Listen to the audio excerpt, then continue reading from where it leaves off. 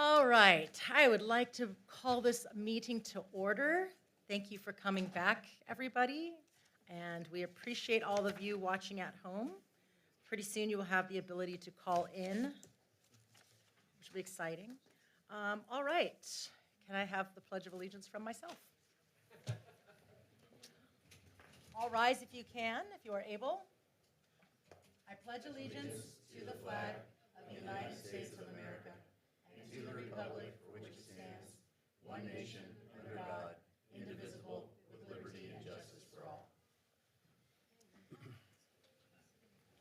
I didn't do a formal invocation or inspiration, but I just wanted to say that this is a new experience for all of us, and I think it's really been so beneficial to understand more about our budget because, you know, if I'm confused, and I've been on council for 4 years now, I can't imagine how other people in our community might be, and the transparency is important. That's why I appreciated some of the questions from last night as well. So always ask questions. It's the only way we really learn, and I think this is the best way for us to get through some of those budget issues that we have since we're looking at, you know, tighter and tighter, more and more expenses and tighter, shorter, smaller revenue sources. So I look forward again to the rest of tonight, and I look forward to hearing from all of you who are here to comment. Thank you. All right, roll call, please.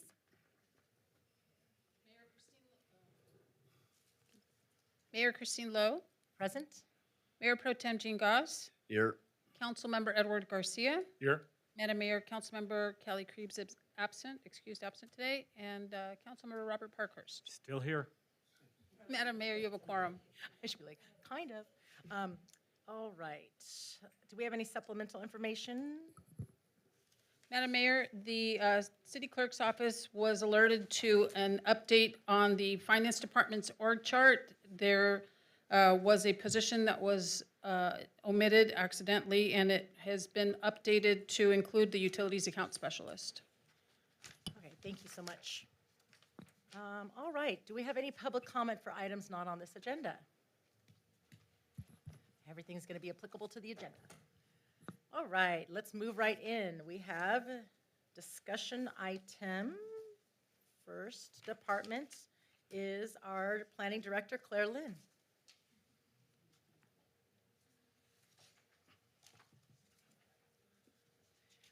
Good evening.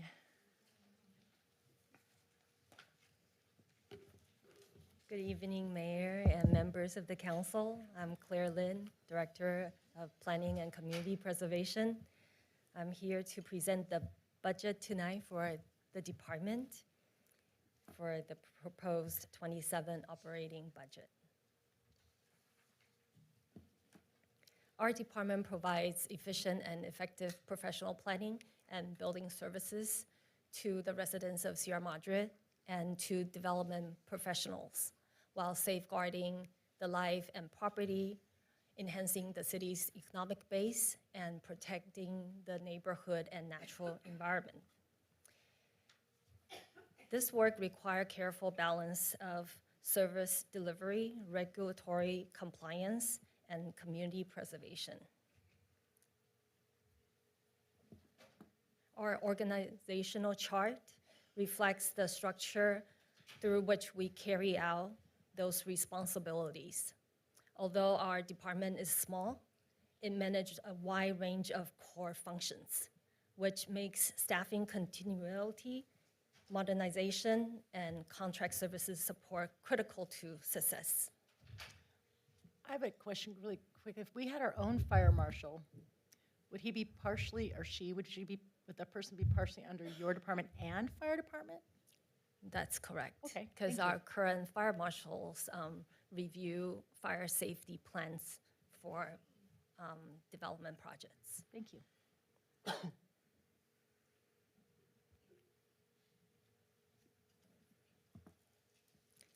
In 2026, the department made strong progress.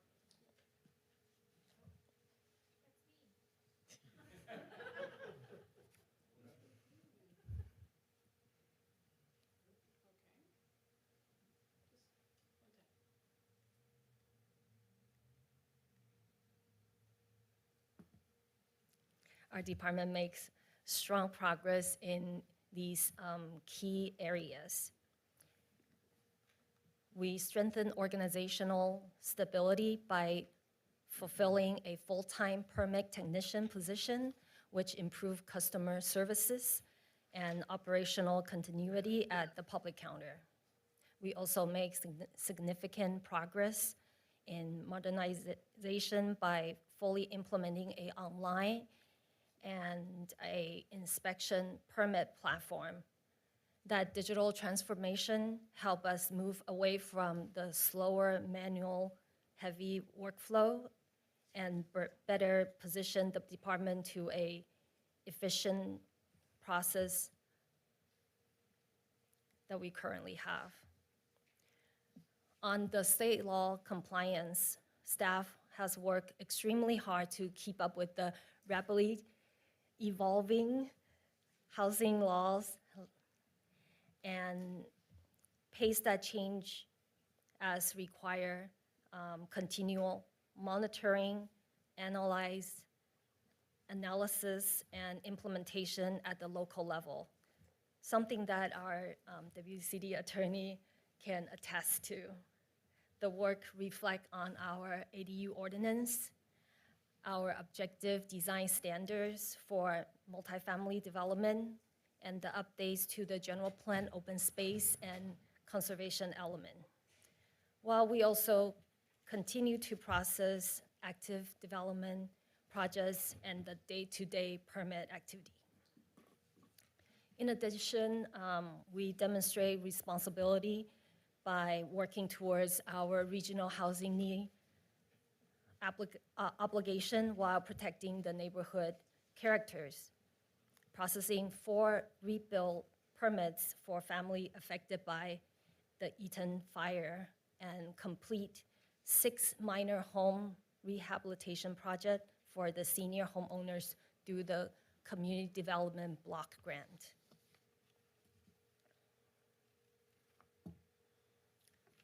Before we getting into the proposed operating budget for year 27, I want to note that our department budget is somewhat different from other departments.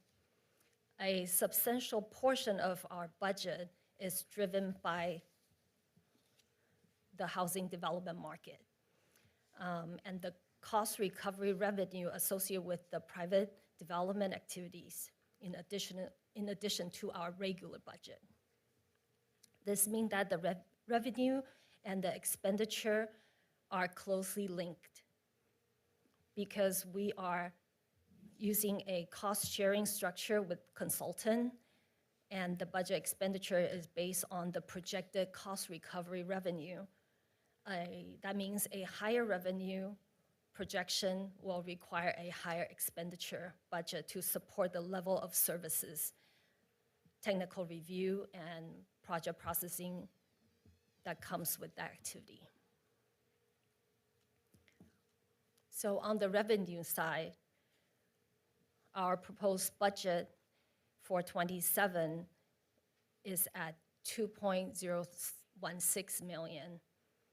That compares with the adopted 26 budget at 1.49 and the amended at 1.63.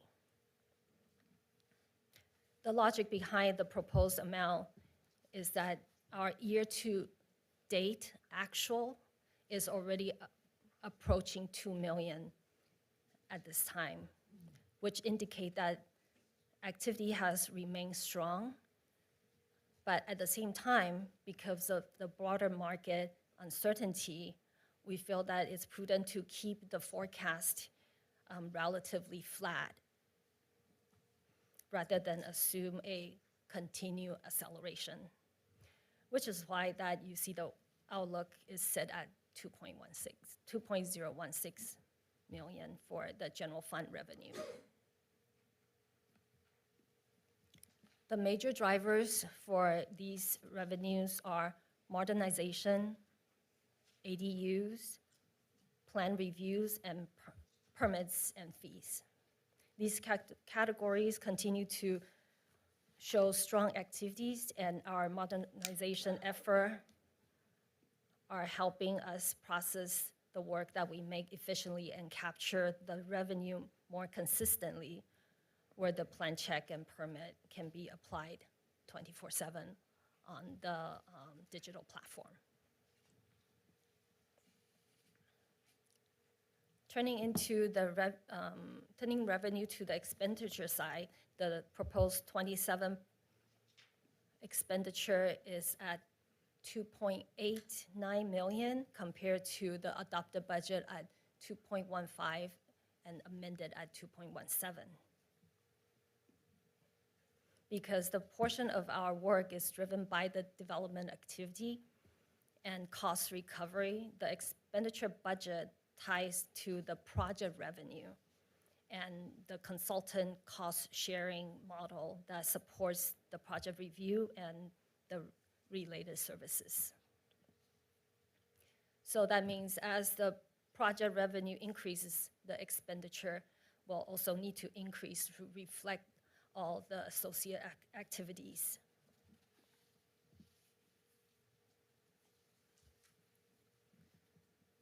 The cost drivers for the expenditures, besides tying to the project revenue, is mainly the increase of permit counter demand, modernization, and the ongoing technology costs, and all the new contract services. These are the core investments needed to keep up with the development activity and maintain responsive service delivery.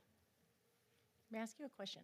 So would you say that due to our current fee schedule, that your revenue is accurately addressing your permit and your fees? Our fee schedule right now are based on the fee study that we had back in '23. And mostly our cost recovery, except for several fees that, because of the position change, it's a little bit different, but I think we already made adjustment to those. But I'm saying, regardless of what we voted on for the fee study, would you say that's still accurate, or was it not accurate what we adopted prior? Is the fee study that we adopted, is it accurately addressing the amount we're spending or that we're using? For our department for planning, it is because it's covering the time and motion of each position that is involved in the project. But I think it deserves a closer look on, throughout to make sure that all the addition services that planning is taking over are captured correctly. And also, I guess, with the modernization and the new platforms that we are using, it might be less manpower in some ways, but more in other ways. Okay, great, thank you. And just following up on that, I would assume that our contractor would give us, if they were working more, doing the level of work greater than what their revenue share would be, they would be squawking. I think we would hear for them, wouldn't we? I mean, they bill us time and materials for the hours that they work. I think what you would hear is that we're not appropriately resourced in order to cover their expenses because we anticipated a different number Yeah. In terms of charges. Yeah, that's what I would expect from them. Yeah.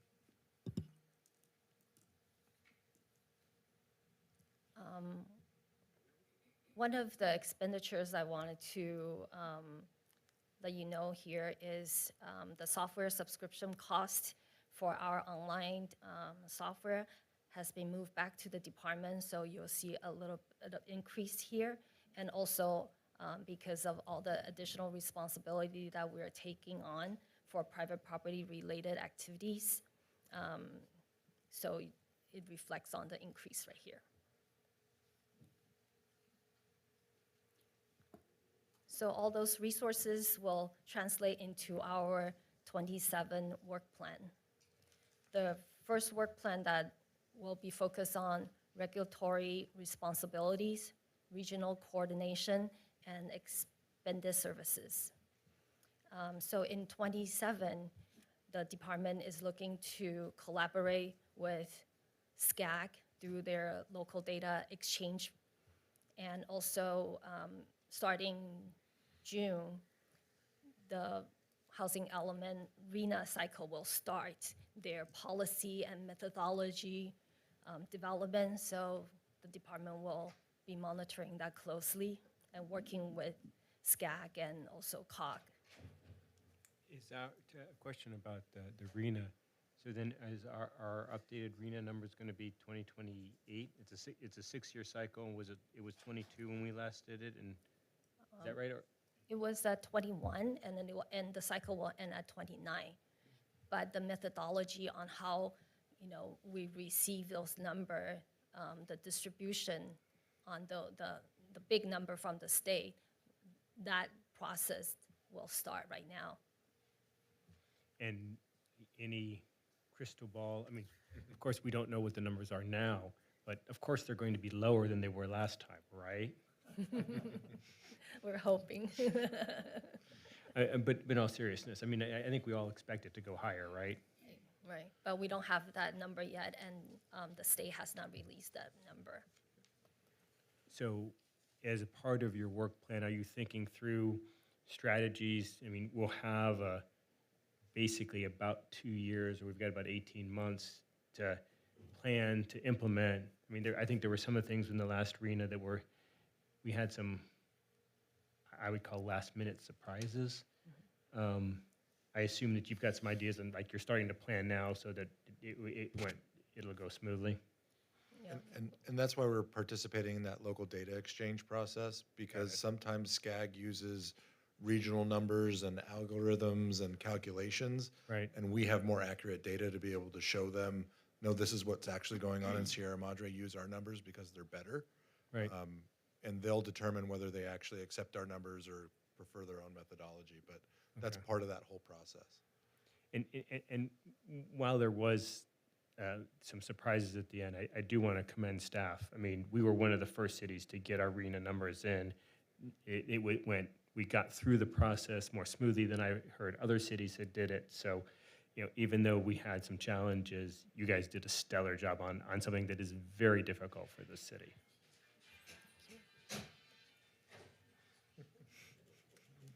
Just trying to keep everyone awake. And we will continue to, It was a celebratory. we'll continue with the state law compliance.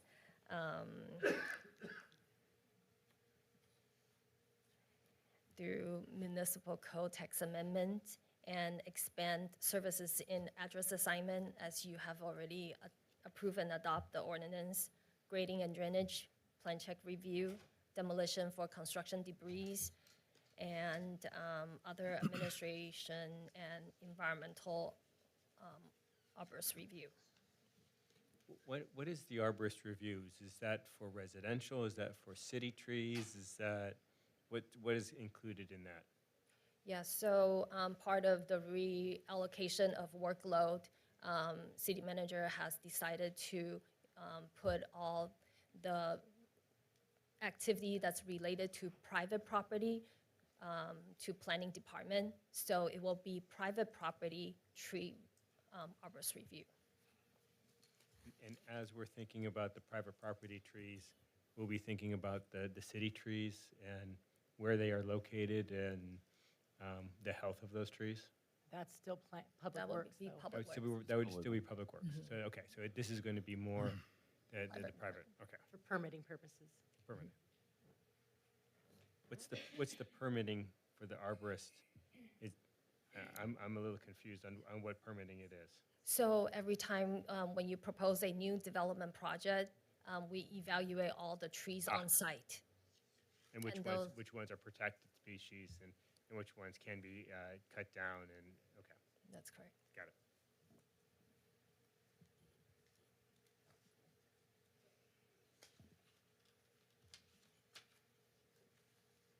And in addition, we'll continue with modernization and focusing on implementation and operation capacity, including professional development, technology, consultant support, and continued process of major entitlement permit activities.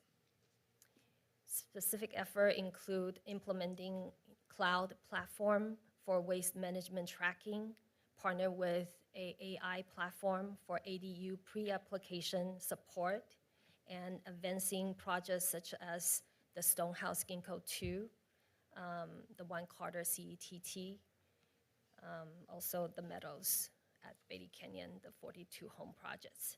So together with all these efforts, we intend to improve service delivery while keeping pace with the increasing complex development activities. Real quick, the waste management tracking, why is that not in Public Works? So this waste management tracking, reporting, and inspection will be part of the demolition permit for the private Okay, property development. That type of waste. yeah, okay. Do you foresee any large work on master plans or discretionary permits or anything like that, conditional use permits? Because City Council has approved the tentative track map for Stonehouse Ginkgo for the 9-unit. They are moving forward with their design and their hillside management permit. So you'll see that coming through to City Council again because of the map. They are asking to increase the maximum allowable square foot. So you'll see that coming to the City Council in the near future. And that will be the basis for their development. But do you have any ongoing work with like the local schools on master plans or any, because that's generally a part of your department as well. Is that continuing? Yes, that's correct. Master plans for good in school, it's in the work. And we're also talking with Madre de la Rosa for their master plan because they're looking to expand. So far, it's those two institutional sites. It's quite a bit. Yeah. Thank you.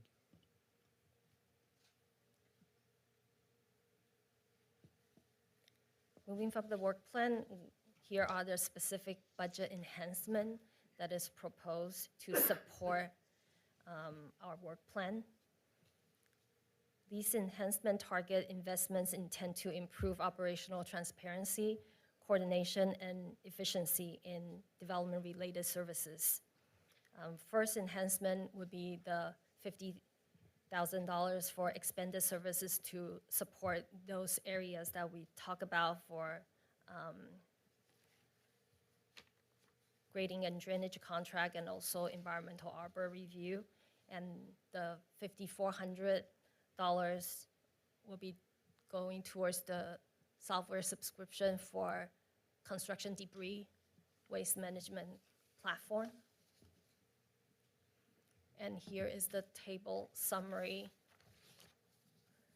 that outlines the cost breakdown, totaling $55,400.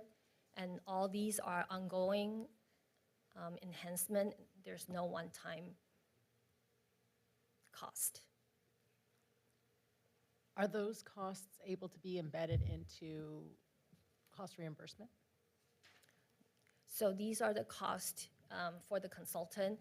We are anticipating all these costs will be cost recovery with Thank the you. permit fee. Are you going to go over the reconciliation at the end, or should we ask a question about this portion of the reconciliation now? You We can ask. take that. Yeah. Whatever works best for you. Yeah, we can take the question. Yeah, so I was looking at the reconciliation, and I think we're looking at 23,000 for grading and drainage, and then environmental, we're looking at 34,500. I thought when we approved that contract, it was a 70% revenue share, but the expenses are greater than 70%. Could you explain that? Regarding those permits, because we don't have a actual reliable data to base our projection on, so these are what we think that all the activity will be, but that cost sharing percentage will stay. So during mid-year, if we have more activities, that will be adjusted, but the percentage will remain the same, 70-30. So was it just a conservative approach for the budget? Because we don't know the activity yet, and we haven't been collecting on these. The first time, yeah, Yep. since we just approved the contract, what, last Correct. meeting, or 2 meetings ago? Yeah. Correct. Thank you.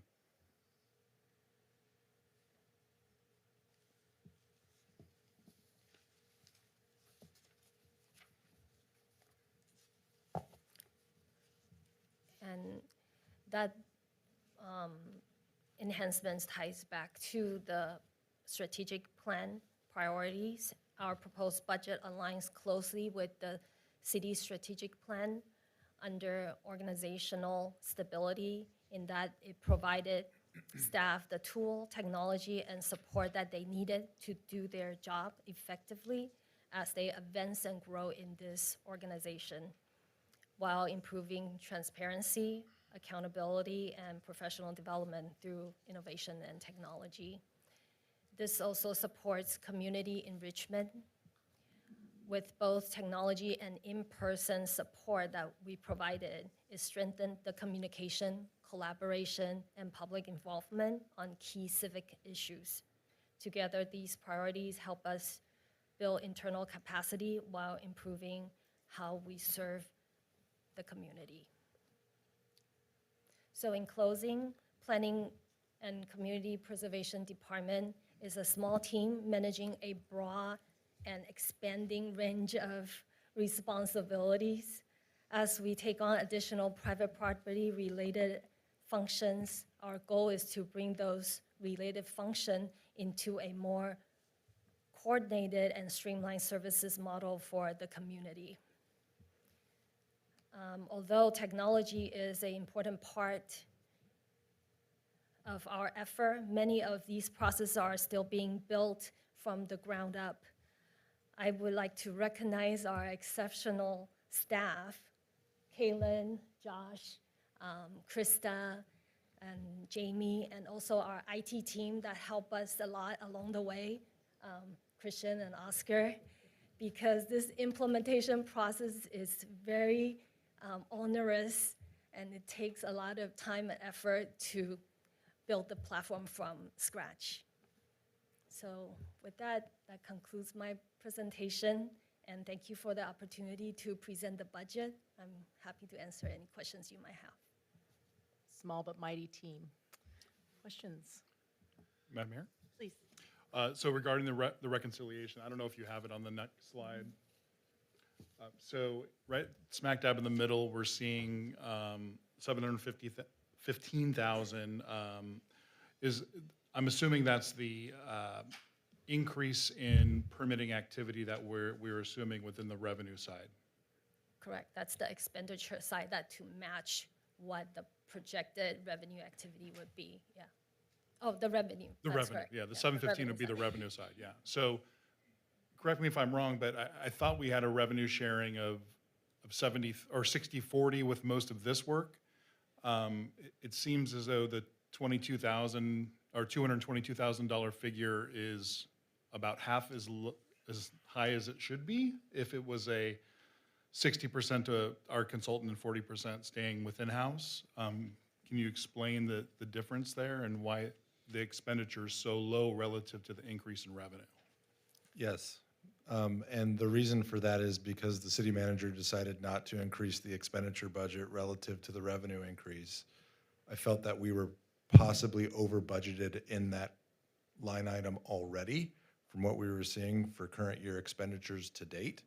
And so even though we're recognizing the additional revenue, we did not correlate that to the increase in the contract. Can you explain that one more time? In that line item in the On the planning department on the budget. expenditure side. On the expenditure side, I felt we were already over budgeted for what we had anticipated this current year in terms of expenses. On the revenue side, we are seeing real gains in terms of revenue. But because I felt that we weren't trending in terms of what the actual budget was, to increase it would have been artificially increasing that budget higher than what I think we actually needed in order to compensate our vendor for the services that they perform.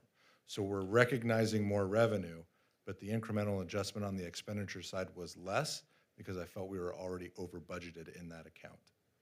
Okay, so you thought maybe more like 30% instead of 60%, only on the marginal increase, on the increment. Correct, correct. And if we find ourselves at a portion in the mid-year where we are trending hotter on the expense side, or that we think we're going to exceed what's in the budget, we will come back to you and make that adjustment then. All right, thank you.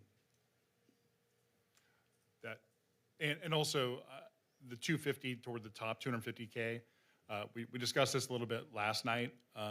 Was that just because it transferred into your department and it's transferring out of your department? Is that why that's being recognized?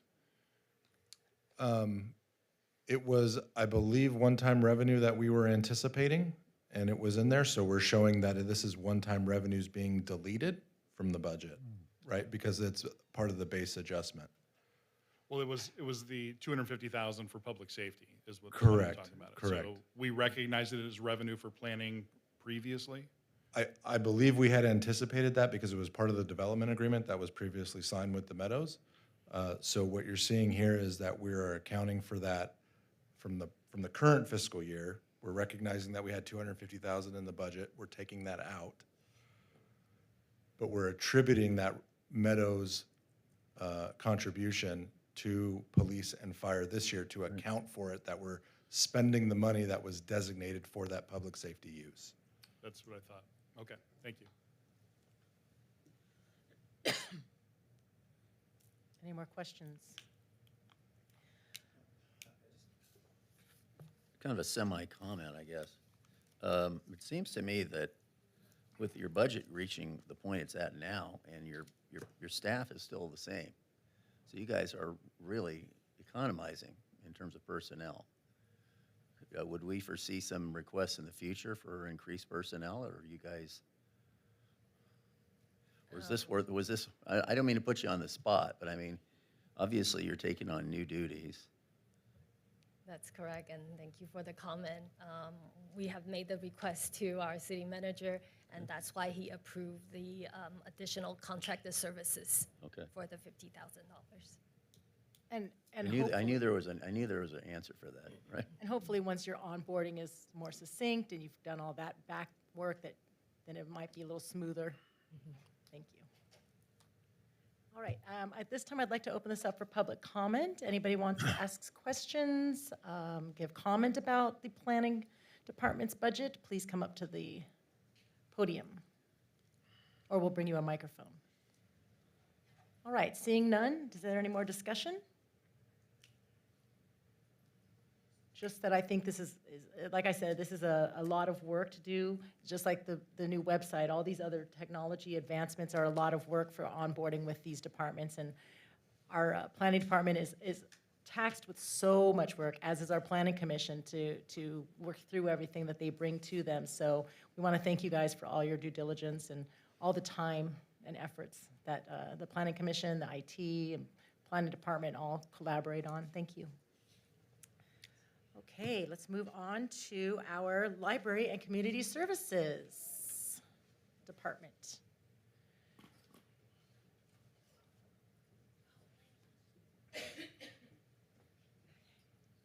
Director Asiero. Hello, hello. You can hear me, right? Yes. Hello, Mayor Lowe, Mayor Pro Tem Goss, and our honorable City Council. I am Layla Arciero, your friendly neighborhood library and community services director, here to direct you through library and community services. So this is our current organizational chart. It will change in the next fiscal year. As was mentioned yesterday, we are moving our library management analyst into a new position, hopefully. We're also upgrading our community services supervisor, so a lot of what is currently under me, it might be some moving around. So, but this is currently our organizational chart. We're going to start off with the library. So it is the mission of the Sierra Madre Public Library to provide free and equal access to information, ideas, technology, and the joy of reading to educate and empower our diverse community. But as we know, the library is so much more than that, especially on June 6th. We will be... What's happening on June 6th? We're having our grand reopening, ribbon cutting, and summer reading kickoff. So we cannot wait to have you in that new building. So some key accomplishments from this current fiscal year is that we did it, mostly. Um, we will open June 6th to a wonderful renovated and expanded building. As mentioned here, we have added over 5,000 square feet of space. We have a first and second floor. We have so many new amenities. I did want to mention that we will be closed, however, on Tuesdays in June and July. We are open, we will be there, but we have a few more things to install, but it's going to be wonderful, and we can't wait to have you in there. And I want to mention our furniture, fixtures, and equipment, which would not be possible without our friends of the Sierra Madre Library and our Sierra Madre Library Foundation. They raised together approximately $1.4 million to furnish the library. And while we did do a partnership and we did get a FF&E consultant to make sure that I knew what chairs to get and where to put them, and we did that today as well, with moving everything around, but it would not be possible at all without that $1.4 million that was raised by our wonderful, wonderful community. So everyone who donated, thank you so much. We have some wonderful new features to show you. And I also want to mention that it wouldn't be done without our library board of trustees. I do want to mention them. One of them right now is handling the AV for a grant so all of our audio and visual for all of our large-scale meeting rooms. But everyone has really come together to make this building what it is. And that includes, we even extended the grant from March 31st to May 31st. So in just a few days, we will be done with the grants. And I just have one more reporting cycle. But again, this was by all means a community effort, and we're so close. We're almost there. We can't wait to see you. So it's a really big one. I want to mention our continued efforts. This is the second year we operated out of a majority of the time we operated out of a temporary location. And I do want to mention that we did add some wonderful e-resources. Freegal is free streaming music. So if you want to ditch Spotify, we have something for you. We also added Comics Plus for our graphic novel enthusiasts. And during this past fiscal year, we lost one of our biggest book vendors, which is Baker and Taylor. And we had to pivot very carefully with that. So we were able to pivot. It was a devastating loss to not just us, but across the entire nation. A lot of libraries were looking for other vendors. A lot of vendors were not taking new libraries because of the influx. So big thanks to our local booksellers, Romans and Fables and Fancies. They came through, and we were able to purchase with them directly. But we're working on it now. We're getting better. We're not putting all of our eggs in one basket anymore. And our employee development and enrichment, I'm happy to say this past year we established a wonderful program where all of my staff is learning self-defense. We do a self-defense class every couple of months. We are an extremely public-facing facility, and it was part of our de-escalation training. The library currently is an all-female staff. We are there till 8 o'clock at night, so it was something that was really great. In addition to that, staff has been able to do more conferences, both in California and nationally. So that has been something that has been very well received by staff. And we also finished our Sierra Madre Historical Preservation Society MOU, which is a little bit of both library and community services, but we do share a collection at the library with the Sierra Madre Historic Preservation Society, so this is our way of continuing that and being able to keep doing what we're doing. And now we're switching to community services. The mission of the Sierra Madre Community Services is to provide safe facilities, quality services, and programs that are affordable, open, and friendly, enriching the overall quality of life for all visitors and residents. And as we also know, community services does so much more. I know I saw Ted at 5 a.m. at the Mount Wilson Trail Race, so we are doing everything we can. Can I ask a quick question? Yes. Looking back at your shared chart of duties, you have an accountant Yes, that you share. We will be sharing, yes. Okay. So, but Diana Shaw does all of, right now, all the library's finance. She does a great job of tracking our budgets, making sure we're not going over in any one pot or the other. She submits all of our invoices and POs and knows the process, so she's really close with finance. Been very helpful. that was part of my question, but then in the future, then, all the fees that are paid for our facilities, for rentals and things like that will also be under the same accountant? We're hoping to have her kind of work with Rosemary. Okay. As Rosemary is currently doing it, Oh, a lot of it. So we're working on a cross-training a little bit because Diana she really knows her stuff.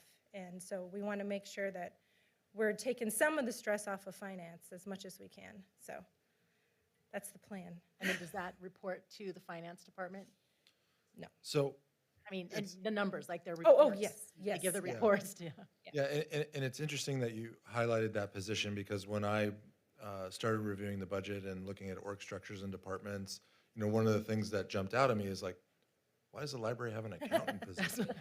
Like, We might be moving it to analyst a little bit. so in my conversations with Layla, I came to understand that the way the library was structured, her previous position being library manager, meant that the person that she had as second in command had to be a lower level position.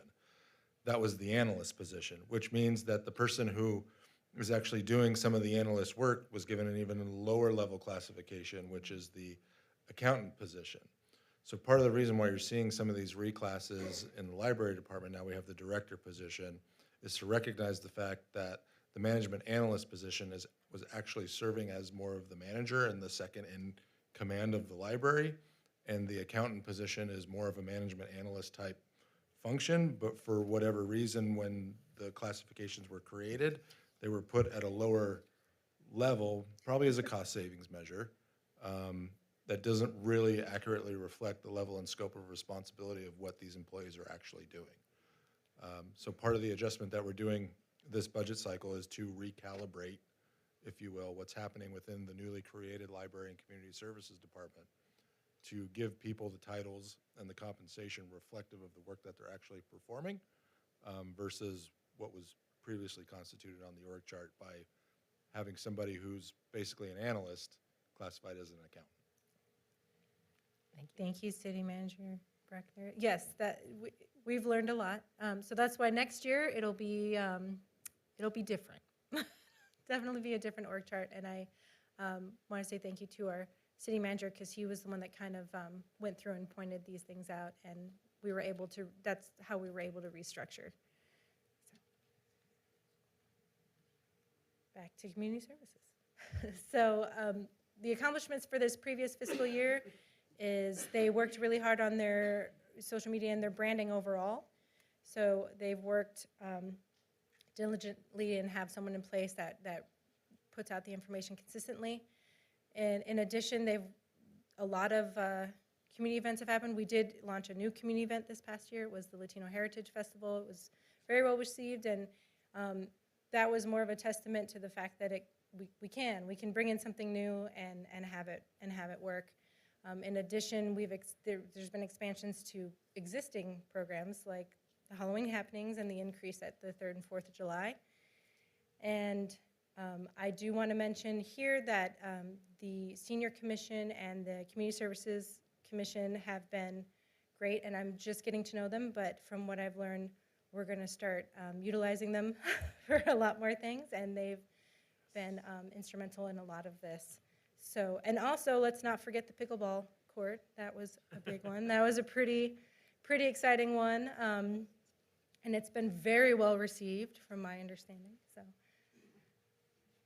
in addition to that, I do want to mention that Community Services works heavily with the Sierra Madre Little League, Sierra Madre Pony League, and Sierra Madre Girls Softball League, and they've been working, especially this year, to refine that relationship and work on the field use and field allocation agreement. And this year it went pretty well so far.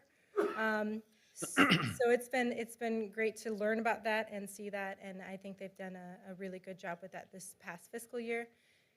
And though it's not set in stone, but we are working on the special events permit, so I did, I did want to mention that. That is where a lot of the Community Services Commission is going to come in. They're working on a lot of outreach on that, so more to come on that. And last but not least, just recently, we did our bingo ordinance. Bingo. So, so those are some wonderful things for this past year. And now we will go into the budget. So I want to point out that we have a new building. I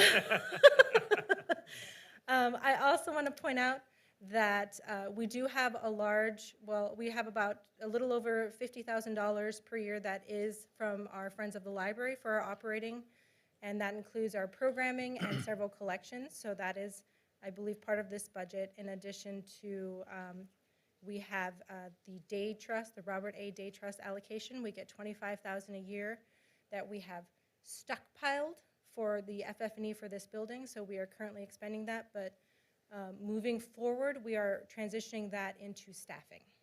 So in this upcoming fiscal year, some of the additional staffing you'll see will be part of our Robert A. Day Trust. And I think I did notice, since you were reclassified, and rightly so, a increase in your salary comes along with it. It looks like that was all allocated to the library budget, and none of it's been allocated to community services, so that would be reflected there as well. Correct. Also, we have a new building. But And a new building. and the new building. But so thank you, that does also allocate for a lot of our increase in costs, as you see here. And I'm just making sure we have no questions. Additionally, we did increase our book budget because we have a new library and we can buy books again. Not that we weren't buying books. We were buying books, but just we have space now. So in this next fiscal year, we're going to have the wonderful library reopening, and we're going to be able to function in it. So even though we will be closed on Tuesdays in June and July, that is to make it fully operational. And we will use this upcoming fiscal year to get comfortable in the building, learn. I know that it's not technically a new building, but it is new to us because the front looks the same, but everything inside is different. So staff is going to have some time, some growing pains, some getting used to. So there are definitely going to be things that we are going to work within to make sure that that building is functional for staff and very usable by the public. We have a lot to offer in that new building. Our organizational growth, you will see, as I mentioned, we have some additions we're hoping to add. There's obviously my change in position, but that has led to allowing growth in other areas. And our staff development, everyone has, like I said, our self-defense classes have been very popular, but also I have gotten very good feedback with the continued support with like the California Library Association, American Library Association, and allowing staff the opportunity to go to those conferences. And we actually have a local history room for once. So we have a lot of history in this town, and we finally have the opportunity to properly store, care, and promote it. So that is something that we're really looking forward to in this next fiscal year. Additionally, we love our new website. However, the library and community services does a lot of online events that require online registration. We also have rooms that require registration, and in the library we have a fun new thing where we now have 2 meeting rooms that we will have to also have reservations for. So we are looking into adding an auxiliary calendar or reservation system, just because right now we use Eventbrite. If you've ever used Eventbrite before, it's not easiest to do to set up. So while it has been great and it has been functional, I would prefer an opportunity to keep our public on our website, or at least within the RAIN, and not have to go to a third party in that sense. So we're looking into that. The other fun. Just real quick. Yes. So are you looking at specific programs or packages? I've researched a few. I have some that were recommended to me from from city and also from community services and also from the library. There are quite a few out there. Library Market is one that comes to mind. I think it's Be With Theo. And there's also like one called Rec 2. So I'm looking at a few different ones, but they specialize in being able to register on the page and fill out any additional questions. For example, we have sensory play and being able to ask the age of, like the age range so that we're not over, and being able to do that all in one place without having to go to a third, like having to go to Eventbrite and fill it out and then come back to the library calendar. So that's the plan. So that system is not in as an enhancement in this proposed budget? It is. It is? Yeah, Okay, we're going to get to that then. we're gonna get there. Okay. With a new library comes new responsibilities. And with that, we're trying to update our policies and procedures. It's a brand-new building. We're learning how to navigate in it just like everyone else, but we want to make sure that our policies and procedures reflect how new this building is. So we are working on that. And the library has not had a strategic plan since 2017. So we are also working on getting that up and running for the library. Is that different than, would it be more like a library master plan? Or I always think of strategic plan as a little bit different. Well, master planning is typically related to like physical infrastructure. So the strategic plan would be Okay. more sort of geared towards the operations of the department. And it'll be just specific, more specific. Who doesn't like specificity? So this is our enhancements. Our library clerk is already, we actually already are budgeted for that from this fiscal year. We just didn't have the capacity. We do now because we have a new building. That's what So- happens when the city manager's working on a PowerPoint at 11 o'clock. So that one's my fault. So we will have a new library clerk. It's already budgeted, and we are adding a part-time library technician, and then there's the calendar development. So that's the new calendar registration that we're looking at. So the Our library technician is funded through the Robert A. Day Trust, but not the library clerk. library clerk is technically already, It's already in the it's budget. already in there. But We're it's just- not funded we're just through filling that it. grant. No, It Correct. won't be in the future. It'll still be under No. general fund. Correct. but yeah. So we'll have, but our library technician is fully funded through the trust. So we don't have the clerk on this one because it's already funded. I just wasn't able to hire it. But as you can see, even with these totals, the day trust is $25,000 per year. So these added are fully covered by the day trust. So there will not be an impact to the general fund. There's no annual subscription fee for the calendar system?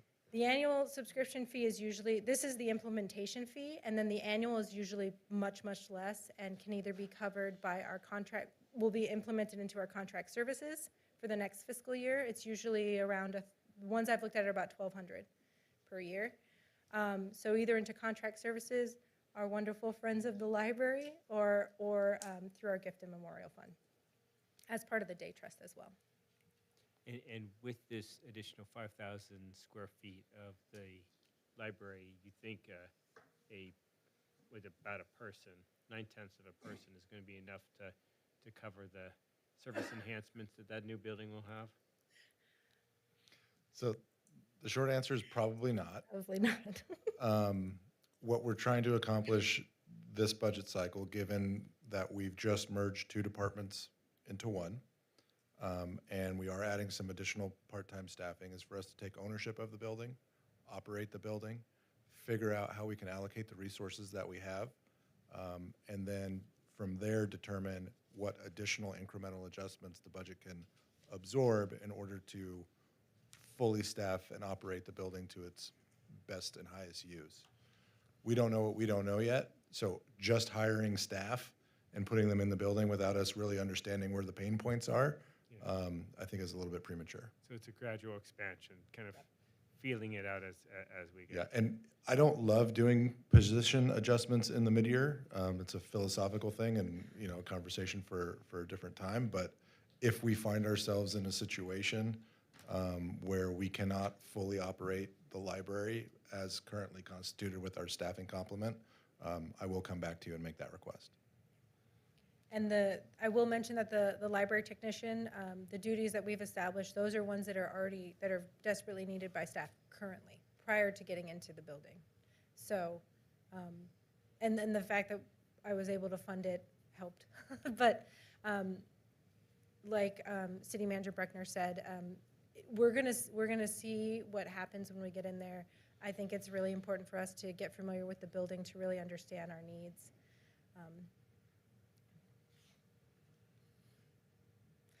Back to community services. You will see a drop in this one. We really, I have to commend our finance department and Finance Director Harry Wong and City Manager Bruckner. We really went through the budgets this year and did scrub down and looked at any kind of funds that we could cut down. The community services is very lucky in the sense that they hustle, and they get a lot of sponsorships, fundraising, and donations that really make an impact to events. People like to sponsor the concerts in the park, the movies, and they do a remarkable job of making sure we have these programs and that they're fully funded. And we do see a drop, and this is, again, they worked really hard, and there was a one-time capital improvement fund that was removed. So that was a majority of the decrease, but I will say that we did also take a really strong look at the fund and see where we could reallocate. And we did not really cut the community services budget overall. The vast majority of the decrease is related to that one uncategorized capital expenditure. We couldn't tie it out to a project. We just took it out. It didn't belong there anyways. But in our fund complement of various city funds, we have not been tapping into all of the resources that we have that are non-general fund to support these activities. Like, we have a special fund for seniors. We have a special fund for youth. We have other community organizations that donate money to the city that we have not been tapping into that full extent. So we started allocating various costs to those funds to try to relieve some general fund pressure as well. Yeah, it was a really good team effort, I will say that. And Can I just say something really quick too that's just so exciting for me, that with both of your departments, you see the true engagement of Sierra Madre, because we could not function a library, we could not function community services without all the sponsorship and the donations and the community coming together to help support that, because otherwise we would not have a library without the friends and without the foundation. And then especially with ongoing programming that they've done every single year. I don't think people realize that that's not paid out of the general fund. I don't think they realize that the Friends of the Library have been doing that forever. And then when it comes to also the community services, I don't think they realize that how much of that time and effort and money is coming from the community and other resources. Thank you. thank you, Mary Lou. That's a wonderful point to exhibit how much both those departments truly matter to the community, that they do come out.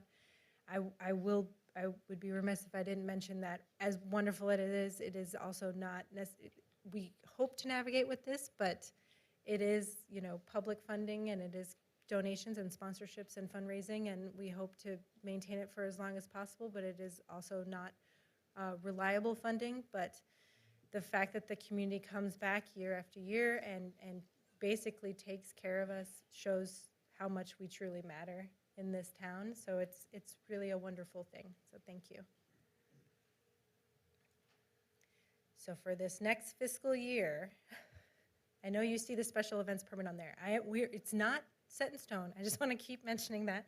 We will continue to work with it, and our Community Service Commission, we've already engaged them. We're working on public outreach for this, and we're going to make this something that is a community thing. So I want to commend our Community Services Commission for taking that on. And I do want to mention our community and senior services as far as our programming goes. Even those programs have been slowly expanding, especially our seniors. Even today, there was a lunch and learn with 31 attendees, which is pretty good for seniors. I'm not going to lie to you. They showed up. And there has been that slow increase in it. You know, I learned that seniors tend to walk to the Hart Park House, so even having that physical space is really, really important, and being able to expand those services and move on from, we have a lot of social programs with our seniors, but we're moving now more into the realm of, let's protect you against tax fraud.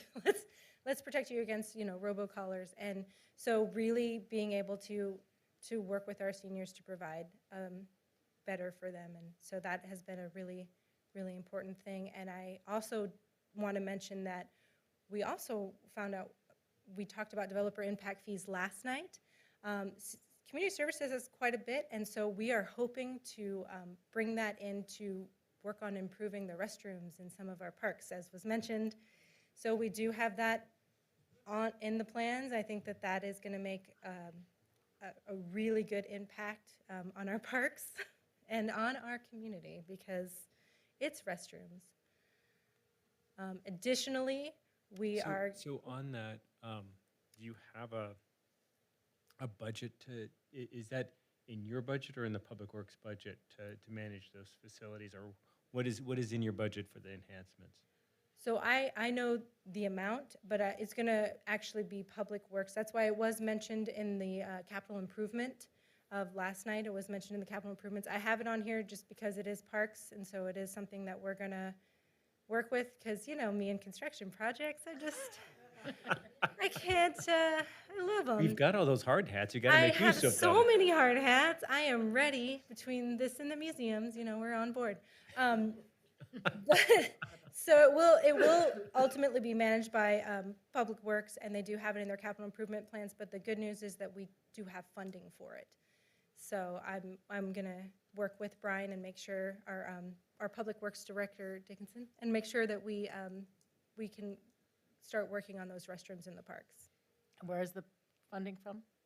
It's a combination of developer impact fees. We have some from I think it's Quimley, and then there's a few others, but Quimley's the main one. So they have been accruing, and I found them. I didn't find them; they were there. So that was kind of that's the most needed thing right now for our community as far as parks go. Is we do hear a lot about the restrooms in the parks. So let's do something about it, and we were able to fund it. So we are, speaking of master plans, so library will have a strategic plan, but community services is all about the master plan.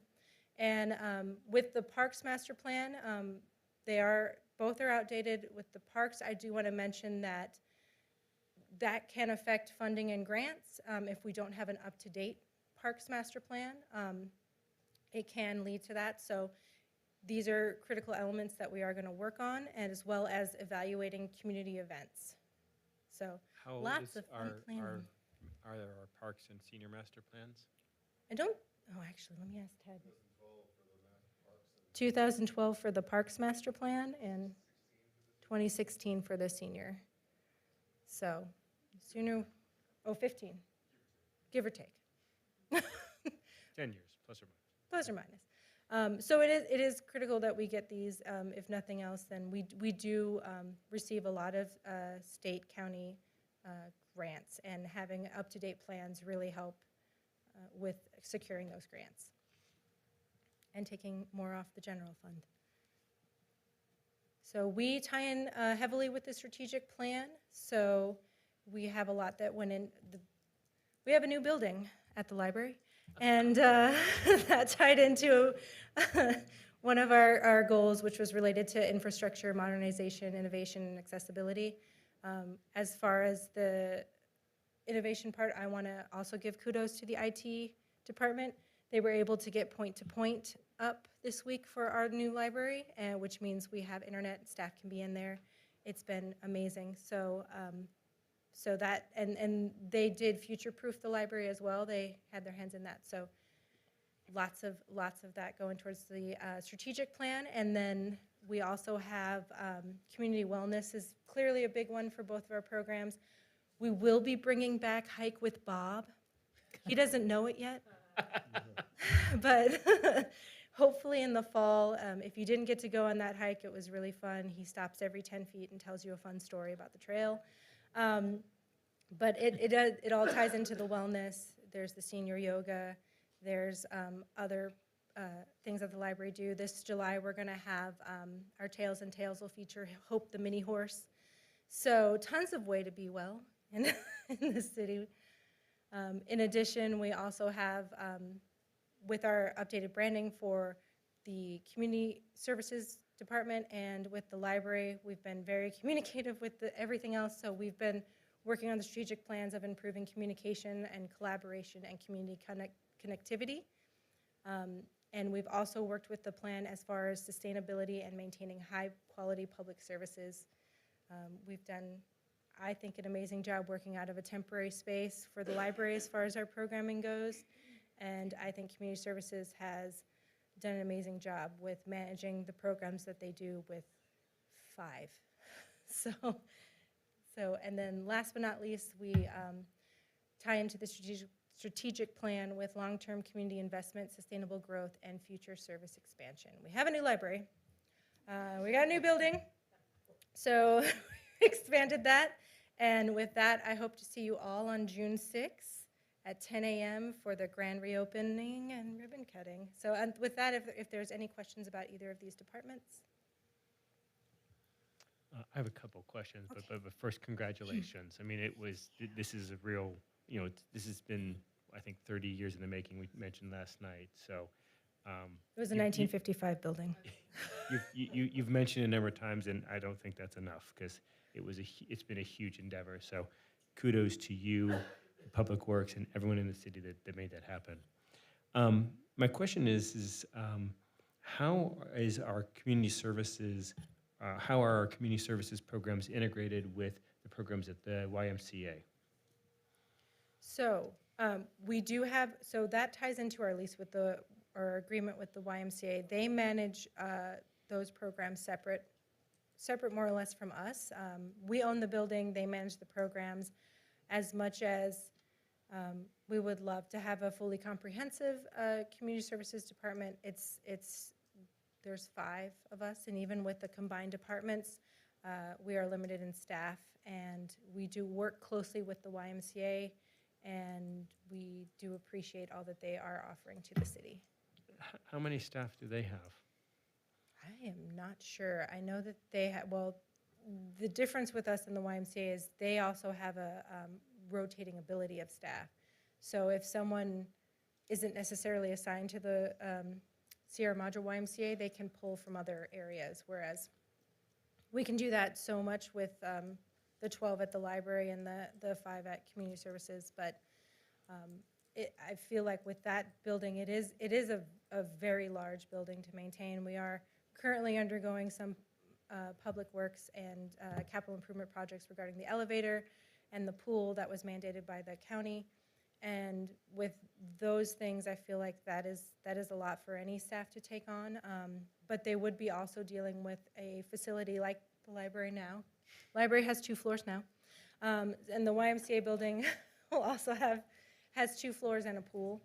So it's not just that type of staffing, it's also managing, as an example, for the pool would be lifeguards and auxiliary staff.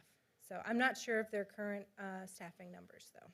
And they I'm just just pay a thinking- flat rate for a lease, right? They don't give us a portion of their income or their fees. Yeah. And what's it, I mean, so we get the lease revenue from them, and we have a little bit of cost. I mean, this year's a lot of cost. But are there other, but this is a one-time cost. Is this a one-time cost? The elevator and the? Yeah. I We, hope we, so. we hope so. Yeah.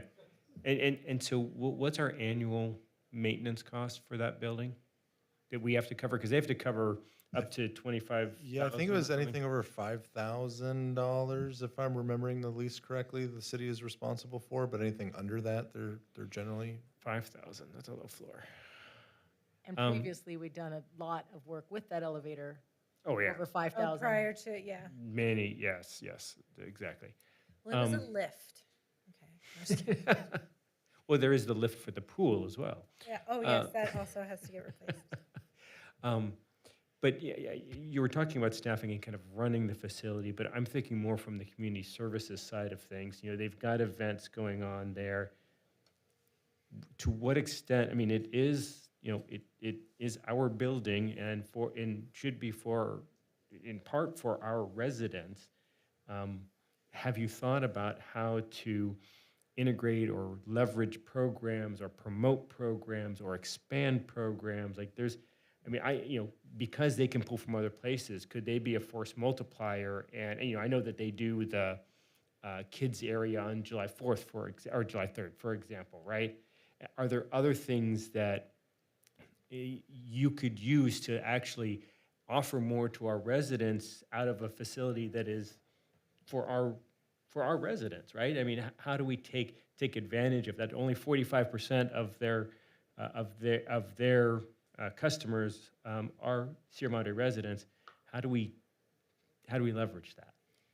That's a good question, Councilmember Parkhurst. And I will say that within the lease, we do, they do allocate certain amount of days that we can use. For example, their facilities, the library uses one of those pool days to do our summer or Challenger pool party for the kids who read an additional 40 hours every summer. They get to have a private pool party.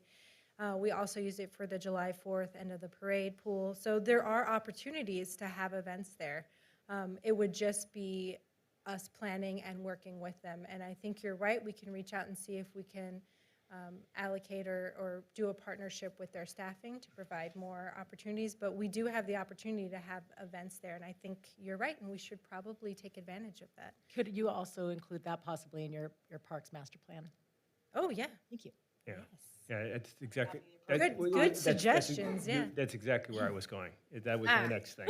Yeah, because I think, you know, if we're looking at a long-term master plan, you know, like I'd love to be working with them to see how do we get to 75% of the people at the Sierra Madre Pasadena YMCA as Sierra Madre residents, right? And then figure out, you know, are there other things that we can offer together on it so that, you know, when we have to use the police department to block off the road to get people in, it's benefiting, you know, 75% of Sierra Madre residents, something of that nature. So, you know, I'd encourage you and the team to be thinking about that, and I'd love to see an update on that kind of as you're thinking about those opportunities and how to expand those options. And if I may, Councilmember Parkhurst, I think we might be talking about two different things. You know, a parks master plan is going to be looking at the city's inventory of parks, the type of amenities that we offer there. Are there opportunities to provide more enhanced amenities, refreshed amenities? What does that look like? In terms of a recreation master plan, which I think is what you're alluding to, is are we providing recreation services that match the needs of the community?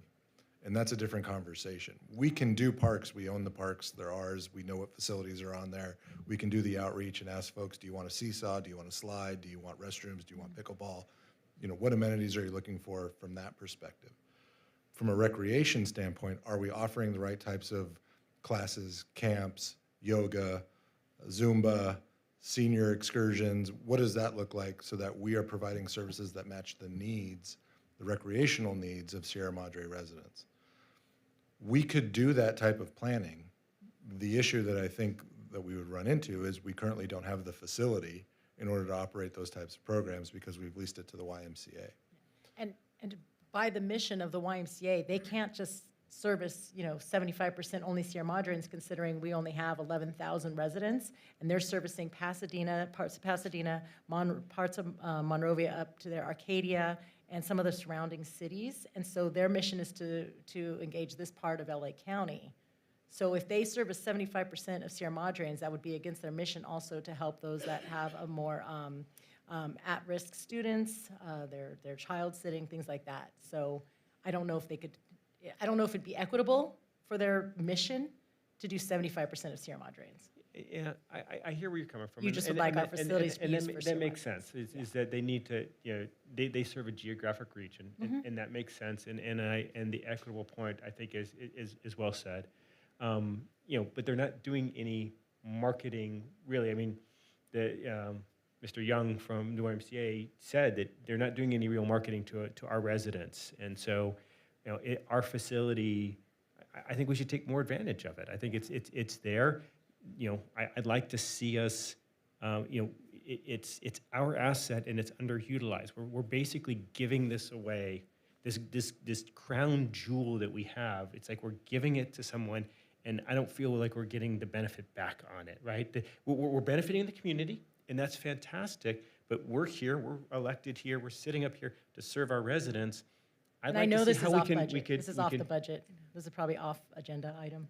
Well, no, because if Oh, no, it we're isn't. talking, no, because if we're Okay. talking about the library strategic plan, like, Yeah. right, we go back Well, a couple of slides, the mean library community strategic plan, services. and we're looking at strategic plans, as city manager said, this isn't part of the master plan, but it should be part of a strategic plan, and that's gonna have budget impact. Yeah. Yeah. And And if it were, then we could, in our next contract negotiation with the Y, we could integrate our concerns into that contract.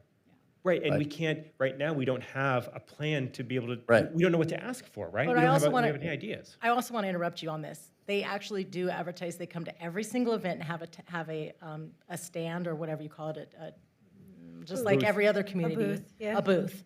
They've come to every single one. They have a booth that they pay for. They're doing the fun run before the parade every year and the 3rd of July park events. And they help with the school districts events. So that's not necessarily Sierra Madre City, but it is servicing Right. our students. Yeah, I mean, And they there's a have- whole list that I don't think we sometimes see unless you have younger children or unless you're on Sierra Madre Events Committee, the trail race, and all these committees that they actually are participating in. My daughter will be at the pool tomorrow. Yep. Yeah, Well, and I do want to incorporate everything. I went back to this slide because we do have a community events evaluation that we're looking at, and we can amend that to be, a community services strategic plan or something so that this is something that we can look at. And the other thing that we do work with is, P is the Pasadena Unified School District. And I know we've been working with them with the crossing guard situation, so maybe that's something else we want to incorporate because we do use their facility, the Pasadena Unified School District facilities, and they use ours. So this is another one where it's facility sharing and facility. I like it. So I'm happy to kind of amend this and have the community events evaluation be more of a facility or a strategic plan, if that's the preferred, so that I can incorporate these, that we're incorporating all of our assets and facilities. You guys have shown so much creativity, like with the Latino Festival and everything else you do. I think you're right, is to expand it even broader, is to take it and figure out how we can work closer with the schools, how we can work closer with the Y, and bring the community further together, right? So, yeah, I love it. Thank you. And I don't want to put words in your mouth, Councilman Parkhurst, but I think if we were tying this to budget, what you're contemplating, and maybe it's something we should consider doing, is having some kind of feasibility study of having a Parks and Recreation department. Because I think what you were kind of alluding to was trying to, within the current structure, integrate more Sierra Madre. But I think the way to do that is to actually have a feasibility study done to see if we can integrate this into our budget with revenue for these, like Pasadena does, right? For volleyball and for basketball programming and all that. And if that can then support within our budget the expenditures to then take that facility back and have our own Parks and Rec department. I don't know if I'm. No, you actually did a really good job of summarizing it, and I think you're right. I was trying not to go so far as to add another feasibility study on top of it with everything else that we've got, and with the opening of the library. I was trying to be sensitive to that, but I completely agree is that I think having that type of feasibility, and actually as we're thinking about things going forward, and I think as we've been discussing this, I think about Councilmember Goss's. One of the projects he's really wanted is having the basketball at the school, at the middle school gymnasium. I mean, that's part of this whole vision that I could see that we could have going forward, right? Is something that we can continue to offer more to our residents, and having that as part of a broader vision is something that I'm excited about.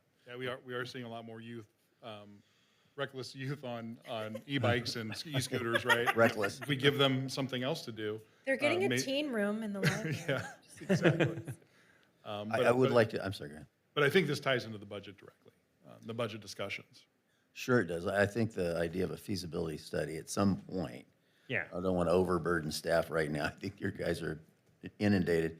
But I like the idea. I think the Parks and Rec idea would get support in town, but it is expensive. I have to remember that the first council I served on, we were dealing with privatization of the pool, and we looked at it had been privatized, and we were getting a lot of pushback from the community. We looked at what would cost to go back to a city-run pool, and the costs at the time were absolutely prohibitive. And I'm guessing now you're going to face a similar situation. So unless we have enhanced revenue sources, which is something we might be talking about, it seems like that a Parks and Rec department would have to be a fairly modest operation, maybe to be built on over time. But in concept, I love it.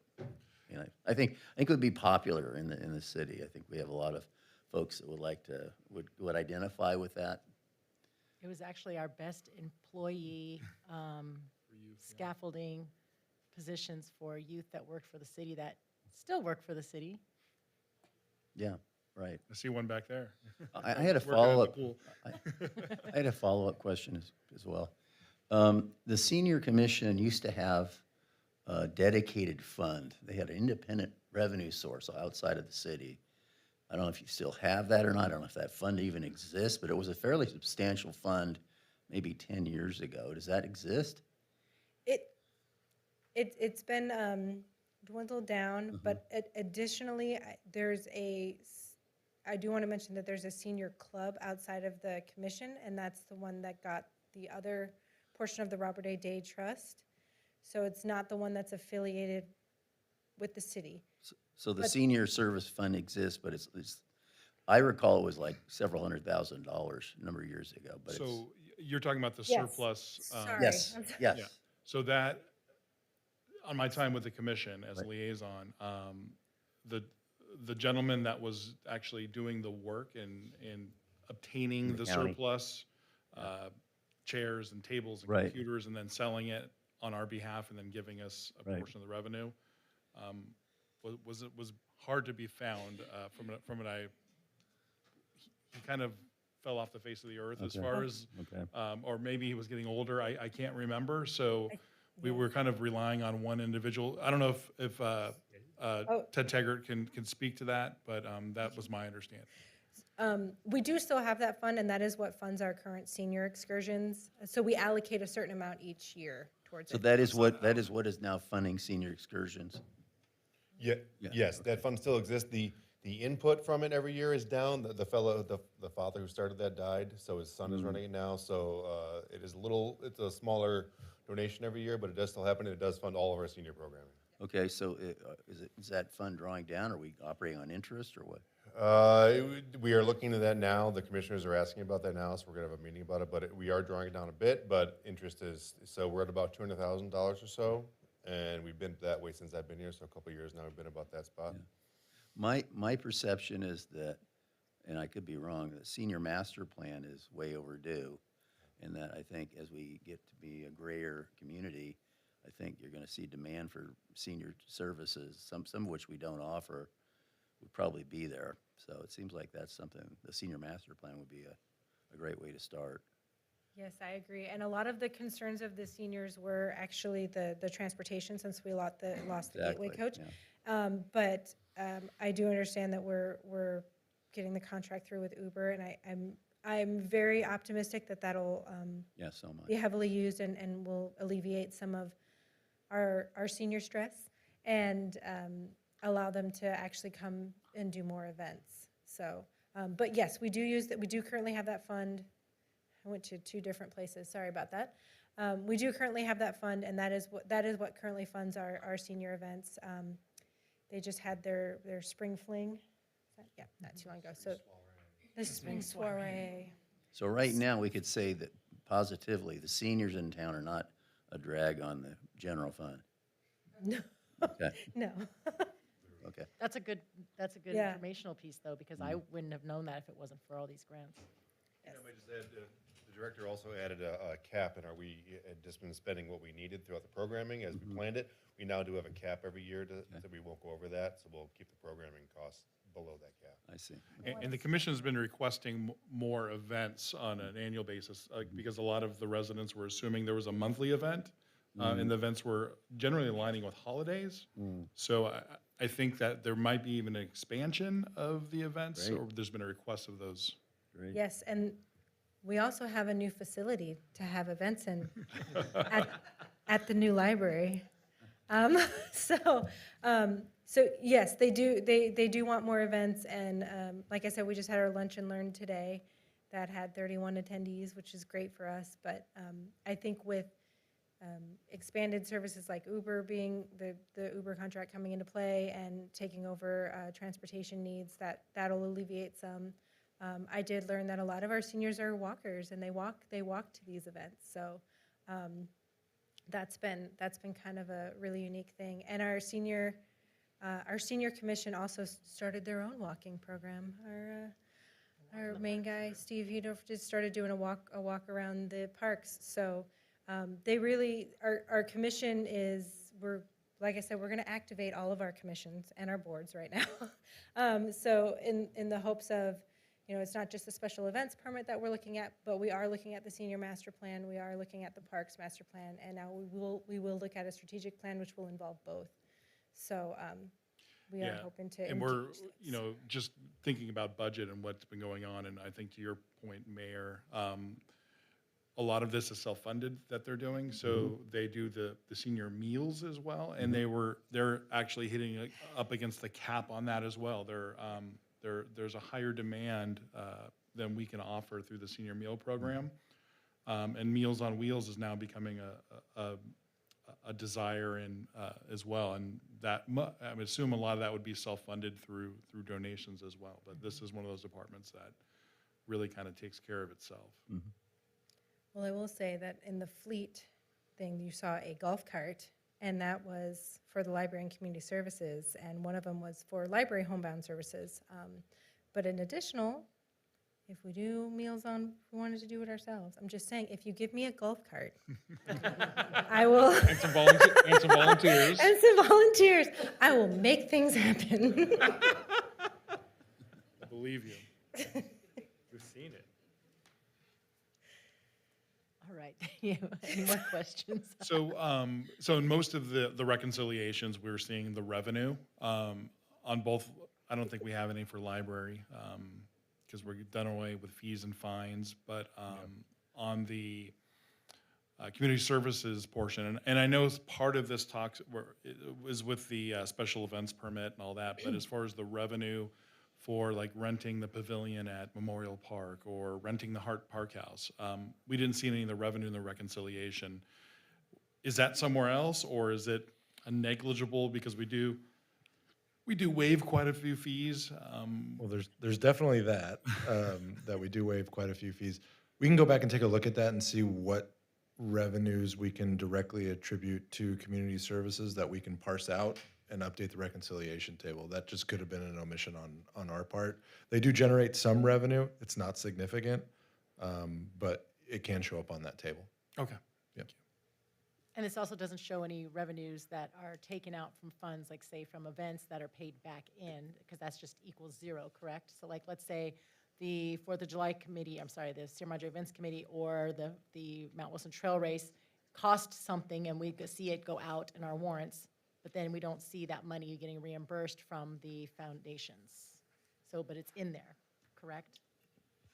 It should be, yes. Yeah, because those are cost recovered. Correct. Okay, thank you. All right, do we have any public comment? Come on up. Come on up. We would love to hear from the public. I'm Ann Palmer, and I have a question for Commissioner Palmer, sorry. This has to do with revenue for the library, and it's something I'm looking forward to. I'm involved in groups outside of the city, and meeting space is few and far between. and the big room at the library, have you figured out a revenue and cost? And then I know when I've talked to you before, cost of security, because some of the groups I belong to, we have evening meetings, and I just wonder if that's being addressed. Yes, it is being addressed. We are looking at a similar cost and similar platform that is for the Hart Park House. But in addition to that, we are waiting till that room is fully usable. So we're looking around fall to be able to actually reserve it. That'll also give us time to get the calendar reservation system up and running. But we are looking around fall, hopefully, to get that room ready and reservable by the community. And again, a similar program to Hart Park House. You can have designated attendees that'll pick up the key and return, and or you can have library staff. If it's during library hours, you're fine. But in addition, you can.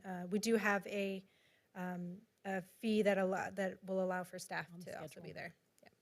And will that room provide a user the availability to use the audio visual within that room as well? Correct. We're getting that audio visual. We're getting it installed now. But there's some moving parts. We did. I think I can actually announce it now. We did receive a grant, $50,000 grant from the Pasadena Community Foundation to get AV into that room, as well as the small meeting rooms upstairs. So we're working on getting AV into those spaces and make it a fully usable conference presentation community space. So it won't require any staff to run the AV. Whoever rents it out can I'm do sure on that there their own. will be questions. But hopefully, we're trying to make it as easy as possible, where if they want to give a presentation, they can plug and go. Thank you. Any more public comments? All right, any more discussion? All right, let's move on to our finance. Thank you so much, everybody. That was very exciting. Such new information. Good evening, Director Wong. Good evening. Finance is not going to be as fun, so I'll try to be.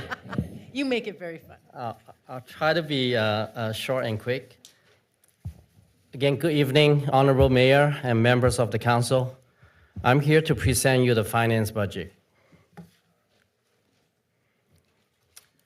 What do we do? Finance department is to employ best practices and be transparent in financial management to strengthen and make judicious use of financial resources to achieve and build city resilience, and to focus on internal and external customer services in various areas such as utility billing, other accounts receivables and billing, cashiering, cash management, purchasing, accounts payable to pay the city vendors, and payroll to pay the city employees. We also control the city's financial reporting, budgeting, which is what we've been doing yesterday and today, and financial reporting and audit, as well as various other compliance reporting and audits. For example, the state controller's report, street report, MTA audit, single audit, etc. The department works to preserve a strong financial condition by creating responsible financial strategies, effectively managing the city resources, and providing analysis and recommendations that ensure optimal economic outcomes.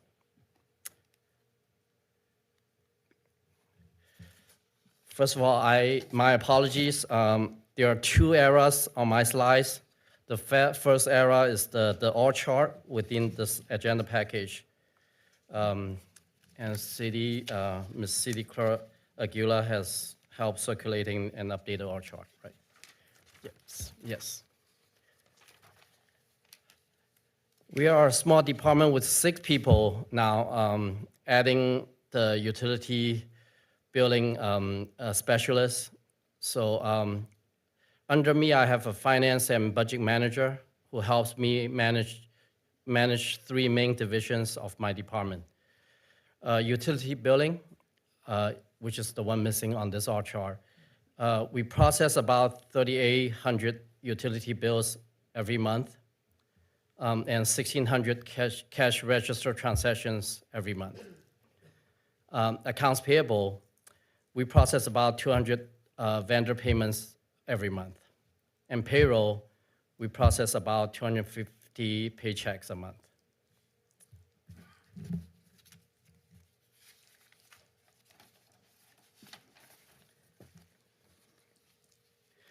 Current year accomplishments. Finance has gone through department head turnovers for the past 2 years. After the resignation of former Director Hillary at the beginning of last fiscal year, 24-25, cities has had Director Rainey briefly only for a year between November 24 to November 25. Then I joined the city in March 2026. So kudos to the finance staff for holding down the fort during this time of change and transition of the department for the past 2 years. They were able to get the last year's budget, fiscal year 26 budget, adopted timely. And the fiscal year 24 and fiscal year 25 efforts issued timely with unmodified opinions. In March 2026, we've also completed the ARPA fund examination audit without findings. So for this year's budget, as City Manager Bruckner mentioned last night, both my finance and budget manager, Satnam Ray, and my senior accountant, Selena Young, have put in a lot of time and effort to help revamp the budget. Again, kudos to their dedication and effort.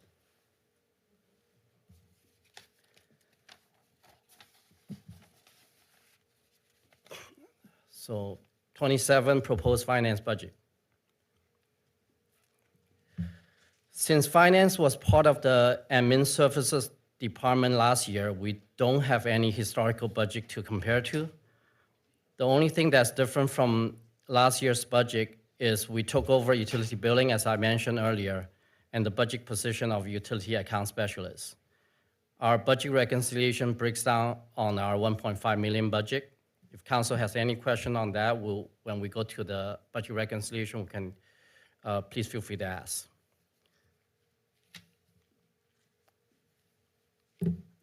Finance has no proposed budget enhancement for the coming year.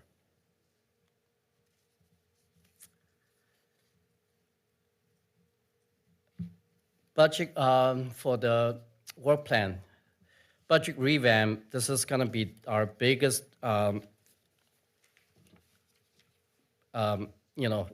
biggest job going forward. This year, we will continue to revamp the budget book and budget process by restructuring the GL division and hopefully to add a project code segment to better present the departmental budget and CIP budgets. Accounting policies. We will create missing accounting policies and update existing policies. The first ones we will tackle are the contracting and purchasing policy, credit card issuance and usage policy, and travel and meeting policy. I also want to look into the GASB 87 lease policy and GASB 96 SPEEDER policy. SPEEDER stands for Subscription-Based Information Technology Arrangement. These are two GASBs that recently adopted. They've been going on for a few years now, 3-4 years now.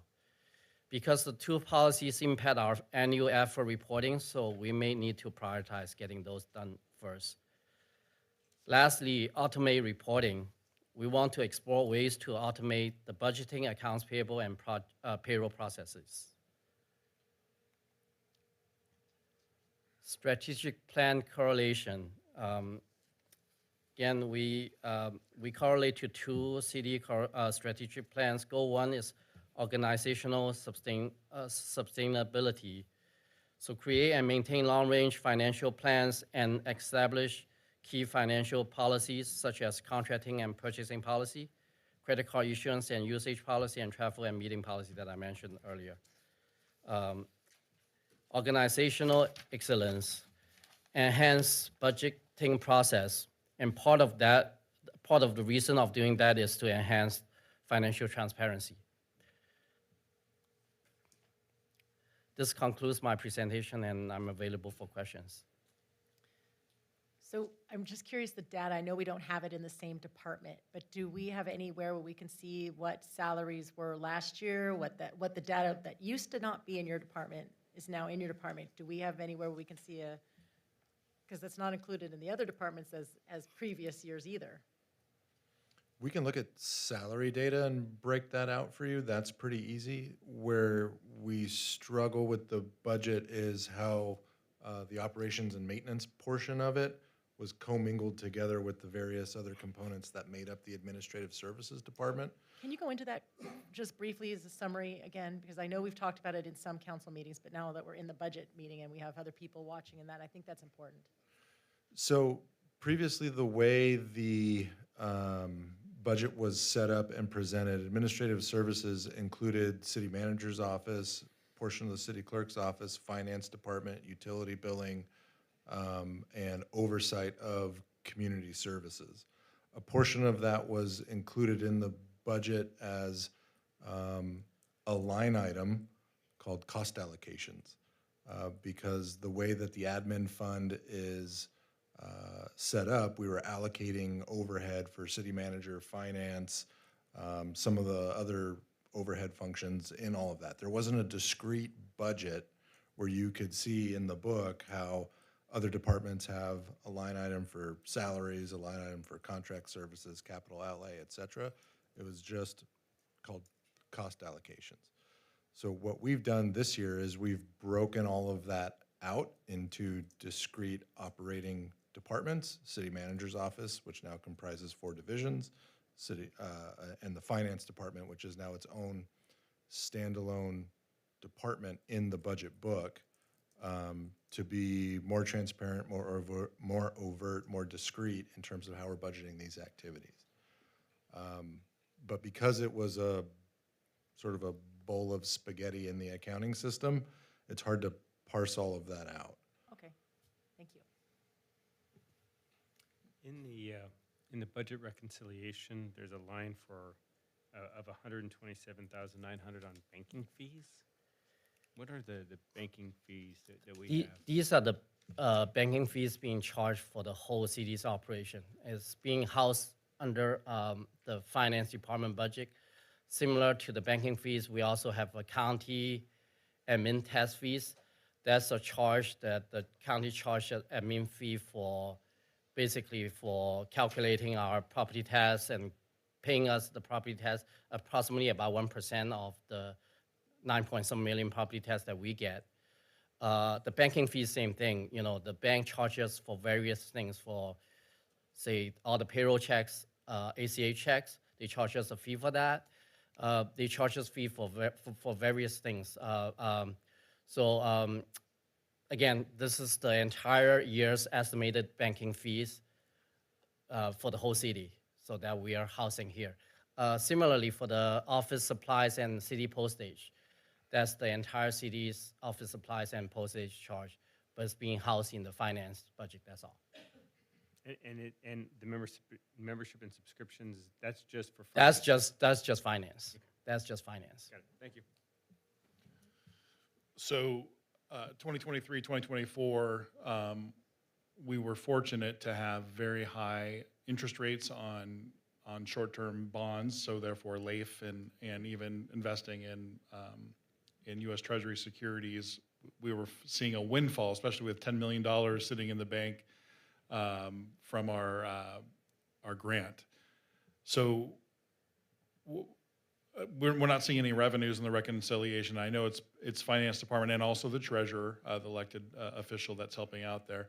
What are the plans kind of going forward for how we keep liquidity in our reserves and our funds, but yet still make a decent return to then help fund these things that happen in the city? Thank you for Councilmember Garcia for pointing that out. So we're lucky that LAIF is making 3.7% interest rate, so it's actually better than a lot of city rates at this point. going forward, interest rate may well go down.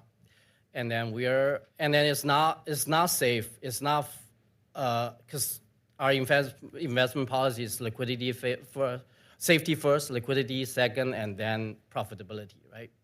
So there's no guarantee whether we'll make the same return, but that's one of the immediate goals that I should have listed on my work plans to look out for a good investment consultant to help the city, investment advisors to help the city.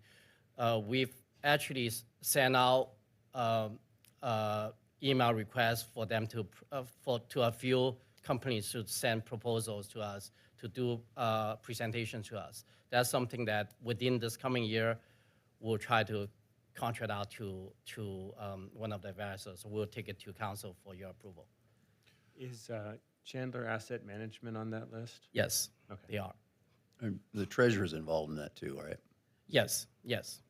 So we work with one. I didn't mention that because that's really the treasurer's division's duties, but we work closely with the treasurer while on their quarterly report as well as just managing the asset. Right now, everything's been put into LAIF, which is not the safest option. So we don't want to be another Orange County.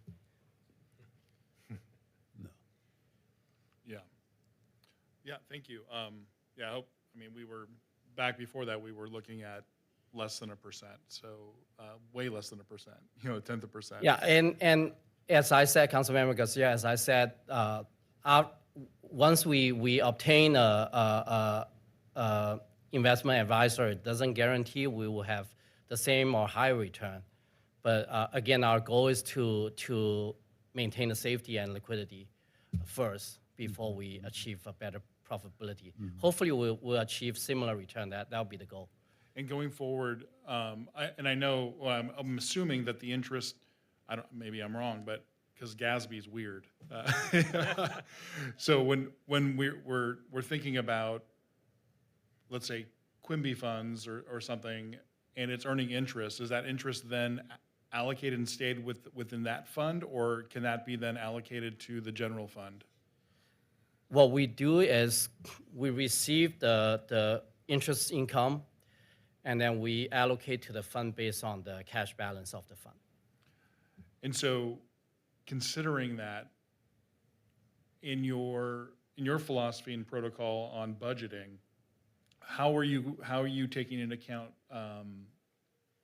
the budget for future revenue for interest on a go-forward basis? So for the next year and the following year, are you planning very little interest, or are you? We do our best to estimate our interest income, and then I believe we estimate it slightly lower than the current year because we expect the interest rate will go down. But again, this is very hard to predict. Predicting the future is very hard, especially during this environment. We're in war, and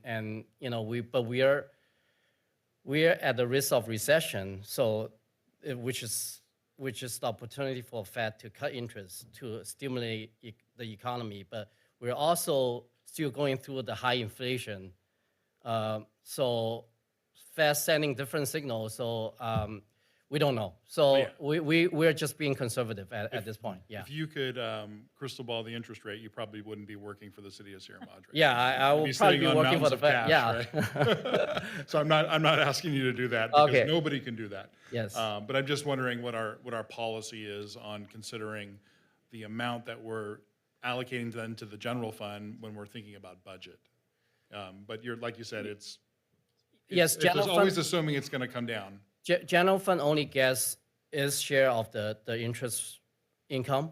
Again, it's allocated based on not the fund balance, the cash balance. Cash balance. So the full interest actually received in the general fund, but we on a monthly basis we allocate out to other funds. Okay, thank you. All right. Do we have any questions or comments from public comment? Former Mayor Capocha. Good evening again. It's been really exciting for the past 2 nights here with you. I kind of apologize in a way because after I stepped down from the council, I kind of disassociated and I just forgot how interesting and how challenging it is. So I just commend all of you for what you're doing here. I know it's very difficult, and I just want to say too is even when I was on the council, we had that list of capital projects that we would look at once a year, and there was just no way to fund it, so we would just file it away and pretend it didn't exist. So I appreciate that you're talking about that because I think those chickens may have come home to roost now, and it has to be dealt with somehow, some way, and I just don't think the city can really afford to ignore this anymore. And it's really going to be very challenging for all of you to help explain this because hardly anybody's here listening to this. So the public does not know what's going on here. So I think that's going to be the biggest challenge is how to get the word out that, for those of us who love this city, which everybody in Sierra Madre does, to realize that we've got some real challenges we have to address. Okay, I didn't come here to talk about that, but thank you for listening to me. With regard to the banking fees, when I don't, I pay my utility bill automatically, but I don't know if it's on my credit card or just a bank transfer. Do you allow credit cards? Do you pay? Well, they charge like 3%, don't they? And the city just eats that? Is that in the banking fees right there? Is that? Yes, a majority of that is the merchant fees that we absorb for utility. Okay. Yeah, the utility payments, the only payment that the city absorbs the fees. All the other payments, the city will pass on the fee to the payer. And then there are other fees like wire fees and there are other fees involved, but the majority of that 127 is. Okay, well, my comment on that is I'm just wondering, is there an opportunity to charge if you're going to use a credit card and add a 3% kicker? Have you considered that?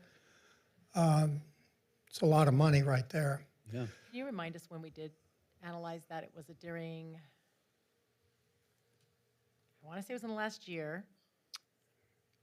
I haven't looked at it since I've been here, so Okay, so it was would have right been, before you. would have been We did before that. analyze it. I have to remember if it was Okay. applied to just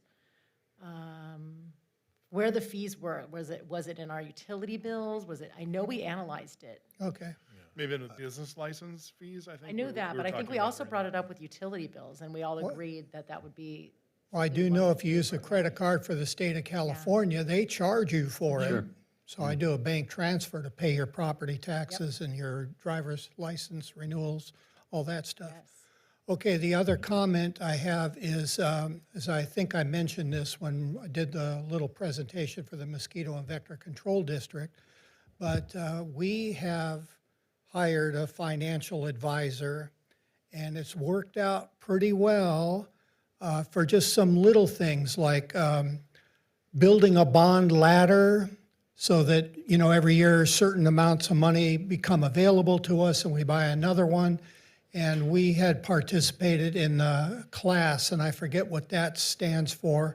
And that idea came from our auditor. He suggested we look into that, and I was blown away how much extra revenue we were getting from interest because it was much higher than the county LAIF.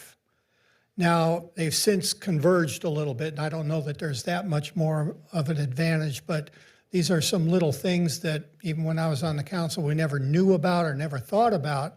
But I think that I just want to say that it's worked out pretty good for us for the budget impact on that extra interest and having that financial advisor to do these little things for us that, we just don't have a staff for that on the mosquito and vector control. So I was glad to hear that you're doing that. I think that's a really good idea. So, thank you. Thank you so much. Commissioner Tom Dennison. Couple of things. First, I just want to thank everybody for all the hard work that you're putting in here and this level of transparency that I don't recall in modern times here at the city. So this is a ton of work that the staff has put in and the council. So thank you very much for that. I've recently spent a little bit of time looking at the budget, as we're all aware. And one of the things that we lost hours and hours of our life on was reconciling the different reports that come from the 100-year-old software that the finance team is using today. And I didn't see anywhere in their ask for any software. I'm hopeful that it's in one of those new funds that we're talking about, the reserve funds for IT or something, but I cannot recommend strongly enough getting software that is modern to manage this budget. We went through it on the revenue committee. We lost hours and hours of time. City staff would have to go back and reconcile the spreadsheets. One tiny little change in the report that you pulled and nothing reconciled with the previous report. We heard the city manager talk about how many spreadsheets it takes to get this to work, and one little change to a cell and all of a sudden everything breaks all throughout and you don't even realize it till nothing reconciles. So if there is a way to find some software that is modern, I can't believe it wouldn't pay for itself in people hours. Thank you. So, of all the public comments, I appreciate that one the most.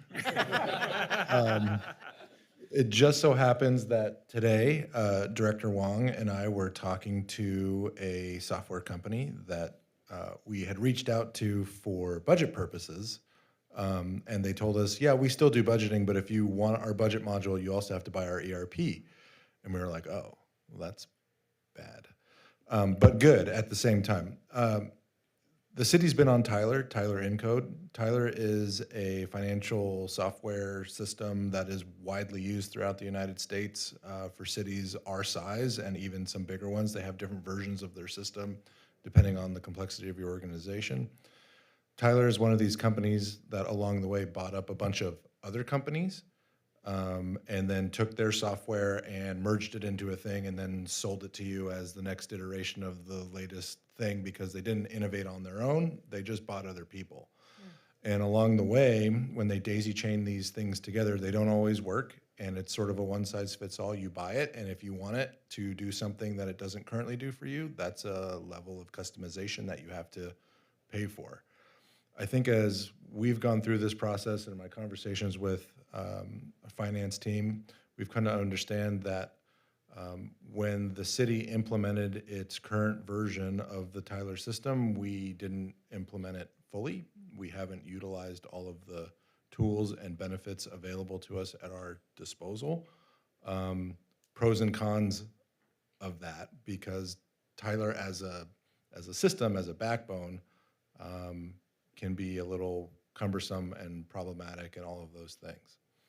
That all being said, because it is the financial backbone of the city, almost all of the major systems that we have are tied into it.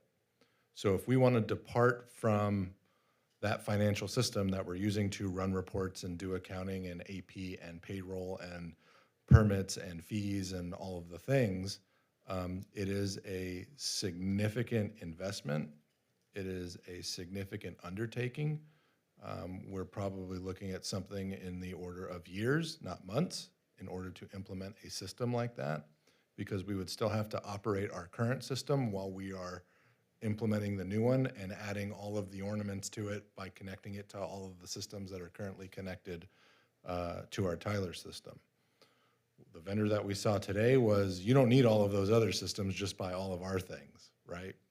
Because it's all seamless and integrated and native.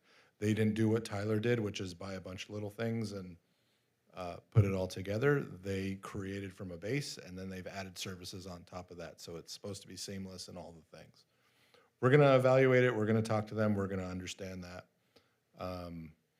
But as long as we have the Tyler ecosystem, I think we're always going to be limited in terms of what could be, in terms of our ability to do a wide variety of things. I also know from a customer service perspective, having used Tyler and other organizations in an analytical and managerial role, and just even the conversations that we had with the finance team about what version of Tyler do we have, what's in our contract, are we using all of the things? Even just getting a hold of the customer service person that could explain to us, you know, like where we're at and what we're entitled to, took weeks for them to return our call. Like, we're just not important to them. That's not a vendor that I would like to do business with. I don't care how big we are, how small we are. We're a customer like anybody else, and we should be treated the same. So those are all of the things that are factored into our thought process, our decision making, why we're looking at certain things. I just wanted to buy a budget module. I wanted to be able to push a button and produce a budget book and put it up on the website and have a transparency portal and let people click in and drill down and see all the things that we're spending money on. That stuff exists. It's relatively easy to do. I've seen it done in other places. I've done it in other places. The vendor that we talked to today was a little bit different. We're going to continue to look at it, but the reason why there's nothing in the budget, to just wrap up my long-winded version of this explanation, is because we don't know what we don't know yet. We don't know how much it's going to cost. We don't know what the most cost-effective approach is to scrap the system that we have and bite the bullet and spend the $500,000, $600,000, whatever that number could be, on a new financial ecosystem for the city, or do we keep what we have, try to extract as much value out of it, and buy the budget system and a couple other things that make the things that we're trying to do simpler and easier? We don't know yet, and that's why it's not on there as a proposal. As soon as we figure that out, we will bring that back to the council with a recommendation, like what we did with GIS asset management and some of these other things, and say, we think this is a better mousetrap, and here are the reasons why. It just, having seen the scars and challenges of implementing ERPs from people I know very well, I hear your pain. I hear the pain on either side, right? Limping along with what we've got that's daisy chained and duct tape and baling wired all together versus doing a full ERP. So I look forward to hearing going forward. I do think, that transparency, and I know how much you're striving for transparency and striving for systems, so I applaud it. So I'm glad to have this conversation and look forward to seeing it going forward, and balancing the cost, the staff time, the complexity, the downtime, all of that as a part of the onboard, as a part of any transition that we would consider. Yeah, what I've found, and I think my experience is similar to Chair Dennison, back in 2015 when I was on a revenue committee, and then going forward, even working with finance staff when we don't have a finance director sometimes, they're forced into leaving the ecosystem and putting together an Excel spreadsheet for a pro forma that has assumptions in it that somebody else put in, but nobody knows what those assumptions are or based on. And then if we want to look at, well, if we do this capital expenditure, what happens to our general fund balance? And things break, and these aren't things, that's not really a way for an organization to run like ours. I know we have a very small team for finance, so having these pro formas saved on someone's hard drive, might work because it's small enough. But hopefully Office 365 and our migration to that has helped on some of that. Yep. But yeah, I think we need to give our finance team the tools to be able to have a what-if scenario analysis on different things and stress tests and things. And I don't know if these are in these suites that you're talking about, or every finance department has to do an independent pro forma in an Excel spreadsheet apart from some kind of native software. But I think that would be super helpful for finance and for the whole organization. Yeah, and I think the version of Tyler that we have is pretty well up to date, but it's the technology itself that is behind modern times. It feels like Windows 98 when you're in it, and we've all used modern tools and technologies in our personal and professional lives, and there are better things out there. It just costs money, time, resources, staff, late hours, frustration, things break, the unexpected, the fear of the unknown, all of that.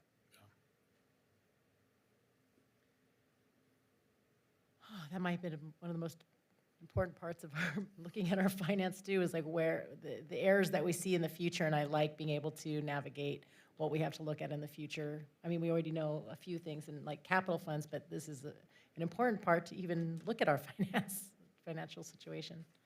And thank you so much, Director Wong. You've been implemental in making this all run better in creating better systems with our city manager and your staff.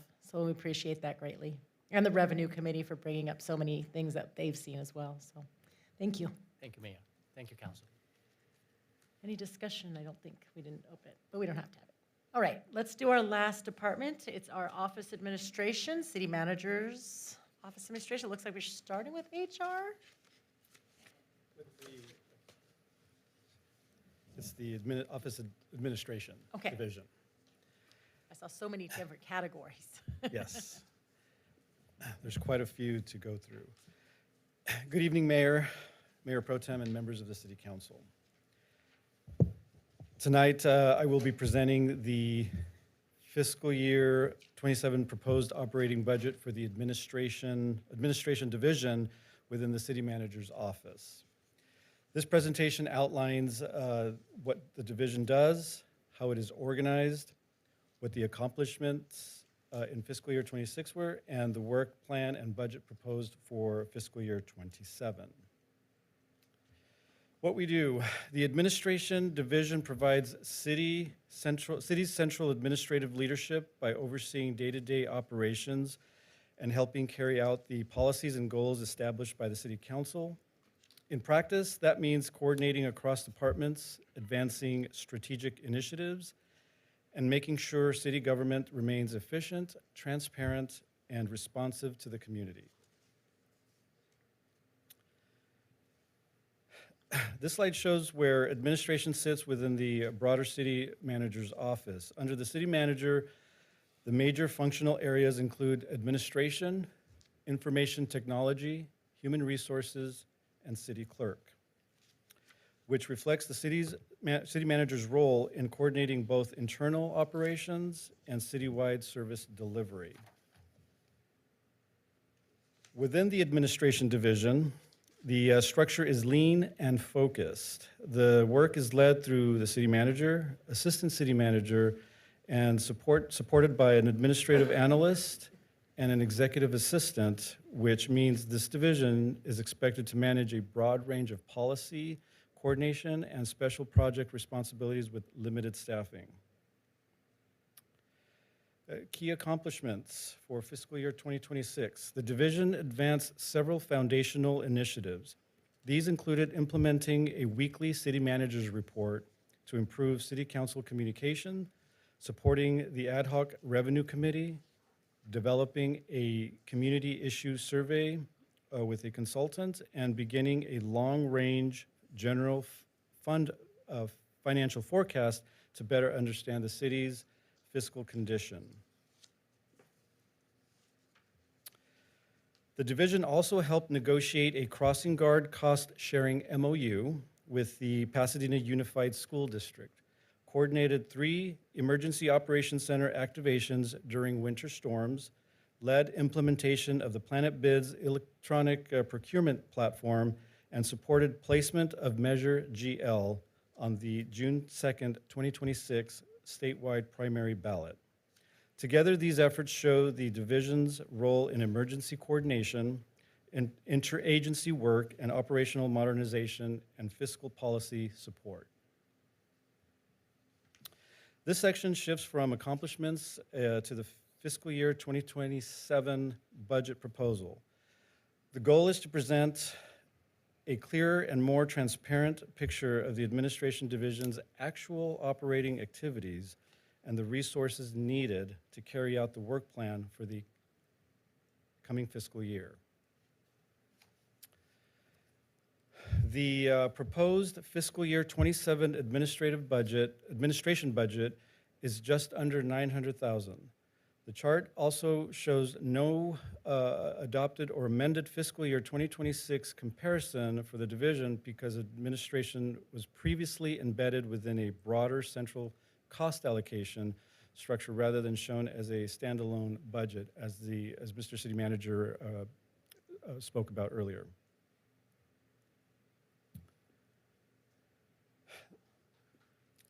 This slide explains an important budget change in prior years. Administration costs were not clearly separated, so year over year comparisons are not meaningful. For fiscal year 27, the division is now presented as its own defined operating budget, and the only proposed enhancement is a one-time $50,000 request for budget prioritization and economic development surveys. For fiscal year 27, the division's work plan is centered on 3 priorities. First, city process modernization. For continue to review city processes, procedures, and leverage technology for cost savings and performance improvements. Second, the development of a citywide catalog of administrative and council policies and procedures. And third, support for council elections and onboarding of new council members so that transitions are smooth and well organized. For budget enhancements, the one requested enhancement is a $50,000 for budget and economic development surveys. This funding would allow the city to work with a consultant on a community-based budget prioritization survey to better align spending with resident priorities while also conducting an economic development survey to better understand community preferences related to services and amenities in Sierra Madre. Can I ask you a quick question? Would that be different than what, like our assets, for instance, our building at the old Bank of America building? Would that be included in there on like how we would better use that building? So this is a two-part response to previous city council direction. When we had the mid-year conversation, the city council talked about doing a budget survey to better understand what community priorities were so that when we're doing the budget, we can allocate resources to the things that matter most. But also, if we found ourselves in a situation where we had to do budget cuts, what is that order that is of most value to the community, right? So that was the response to that one. The second one, the council had another conversation about economic development policies and programs. And the direction at that time was to do another survey to better understand the types of amenities and services and offerings that Sierra Madre residents are interested in having in town. Okay. And the things that are missing. So we had met previously with a survey company. They offer 3 citywide surveys for like $15,000 each. The more surveys you buy, the lower the prices. So we're recommending that we partner with them to acquire those 3 surveys. The first 2 would be for budget and economic development, and then there would be a third one if there was another policy topic that the council was interested in learning more about. We can conduct that survey as well. Okay. So this wouldn't redo like what we paid for Cosmont to do that. That's what I was thinking. Yeah, Totally different. totally different, good. Like, are you satisfied with the number of restaurants? Are there things that you would like to see, Oh, got it. Yep. Okay. Thank you. This summary shows that the full enhancement request is a one-time in nature with no ongoing cost attached. In other words, the entire request totals $50,000 for fiscal year 27 and does not create a continuing structural obligation in future operating budgets. The Administration Division work plan is intended to directly support the city's strategic plan by aligning daily administrative work with broader council goals. Whether through process improvement, organizational development, financial management, or economic vitality efforts, the division's role is to help translate long-term priorities into coordinated action across the organization. And that concludes this slide of our presentation for the Administration Division. We're here to answer any questions that you may have. Did that have a separate hold on. Trying to look at the organization. So that did have a separate reconciliation chart. Okay. Yes. Should we move on to the next? Please.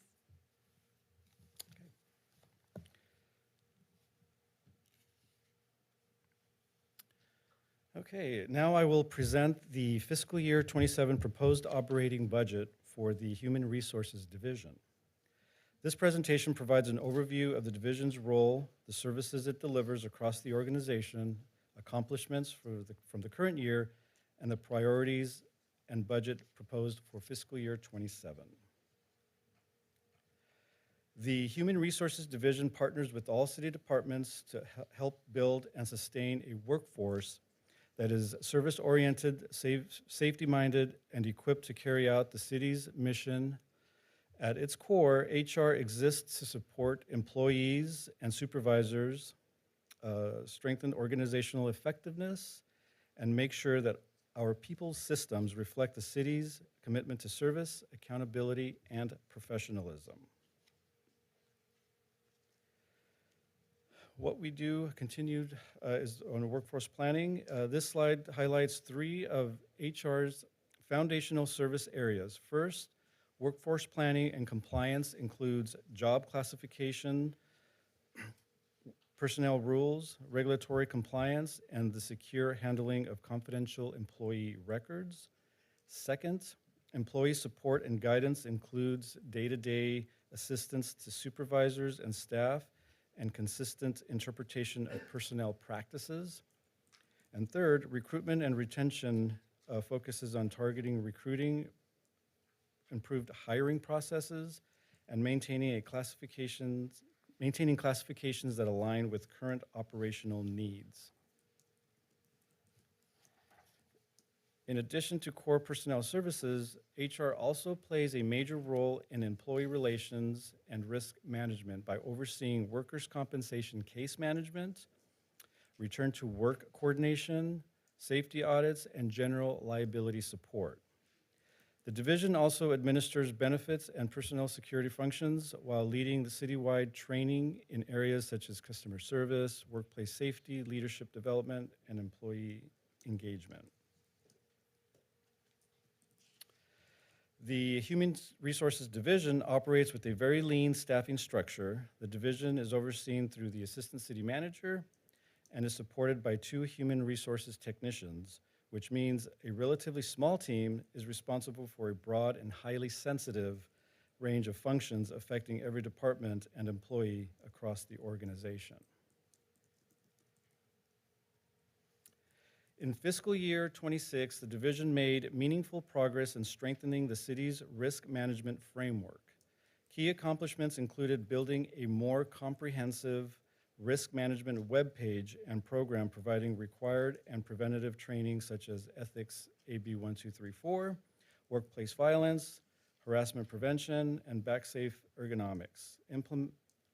Implementing common sense AI to improve the review of insurance-related documentation for permits and contracts, and continuing efforts to reduce exposure associated with general liability and workers' compensation claims. On the personnel services side, HR also advanced several important initiatives during the year. These included acquiring Holly AI to support job description updates and labor market analysis for classifications, coordinating high-level recruitments for the city manager, public works director, and finance director positions, successfully completing open enrollment, establishing a Roth 457 deferred compensation option for employees, and beginning a citywide policy update effort. Can I ask you a quick question about the Holly? Yes. How has that implementation been? Is it hard to onboard and really learn how to use the software for the different department heads? No, we started using the software updating job descriptions for our executive level and middle management job descriptions.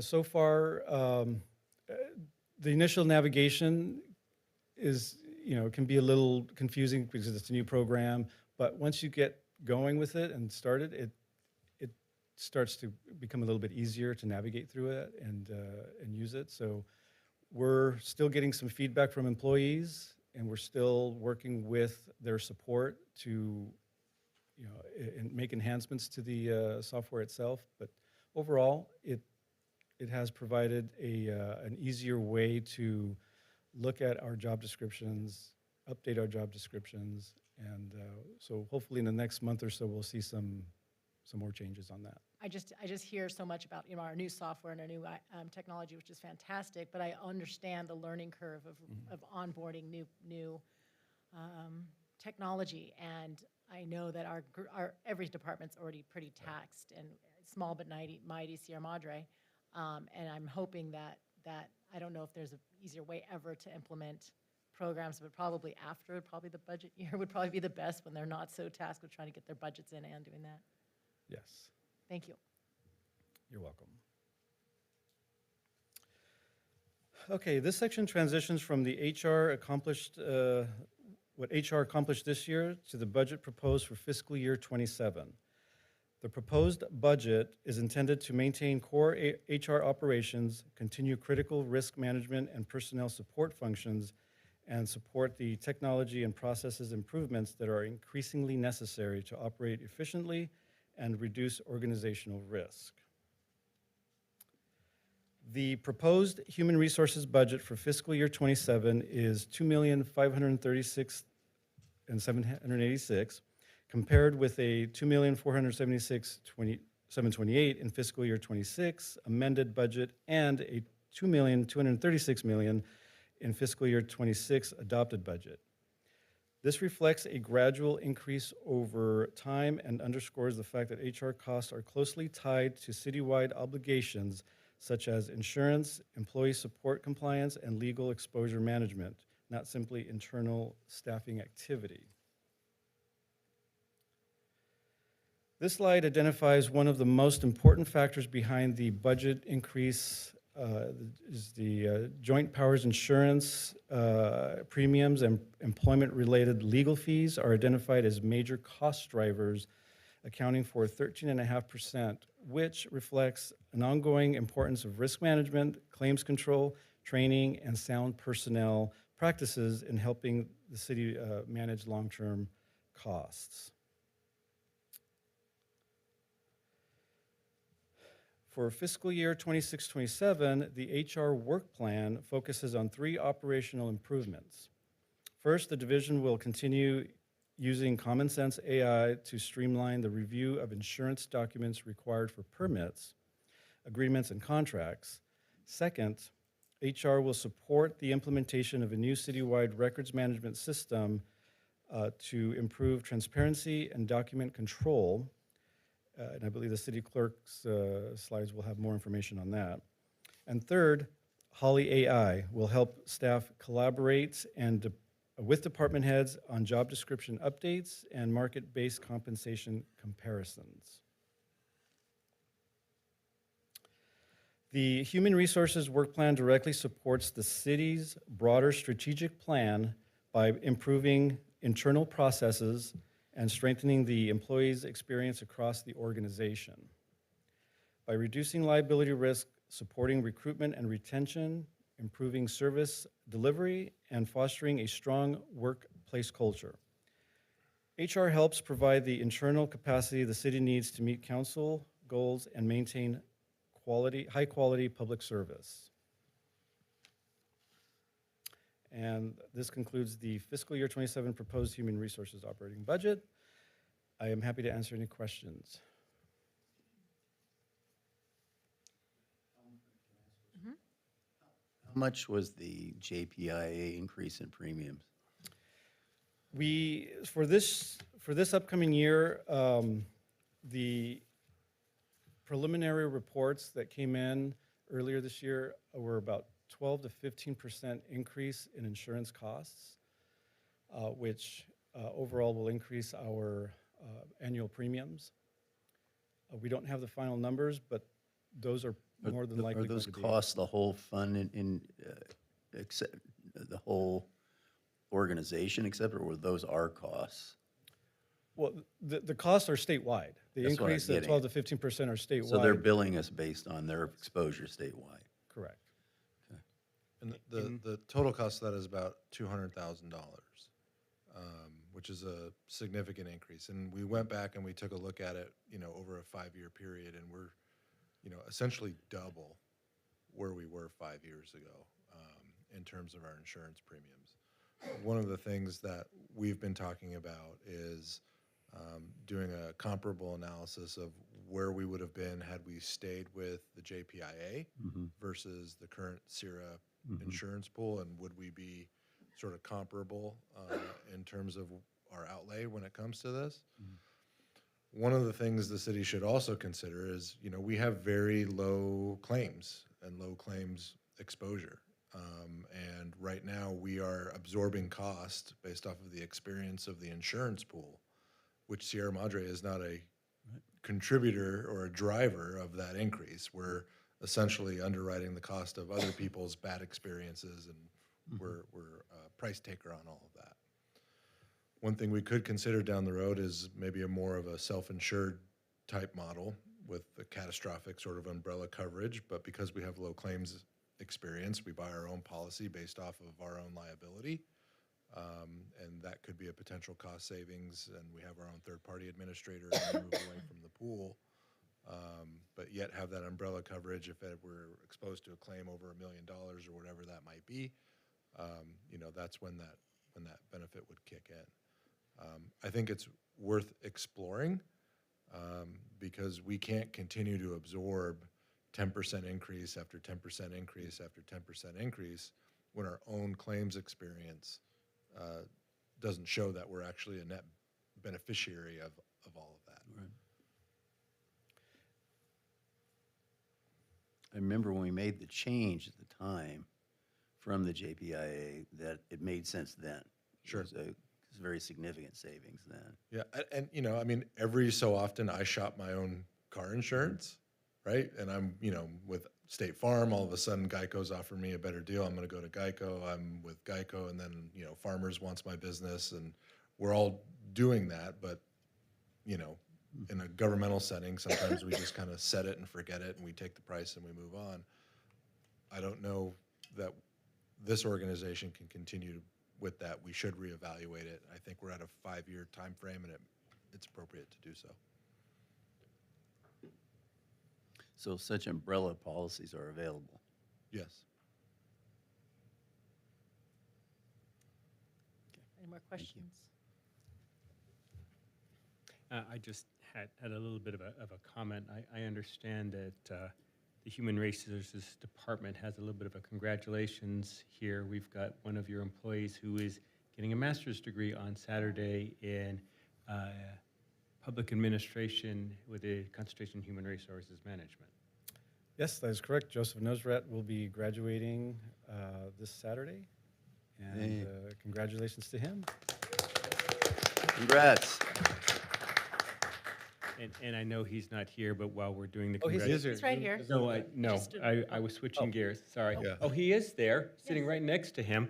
And we should also congratulate our police chief, Gus Barrientos, Oh, yes. who got a Master of Science in Law Enforcement and Public Safety on May 22nd. So 2 Nice. advanced degrees, so kudos to both of you.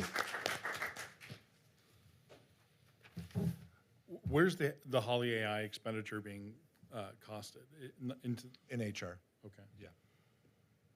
I didn't see it in the reconciliation. It's in the.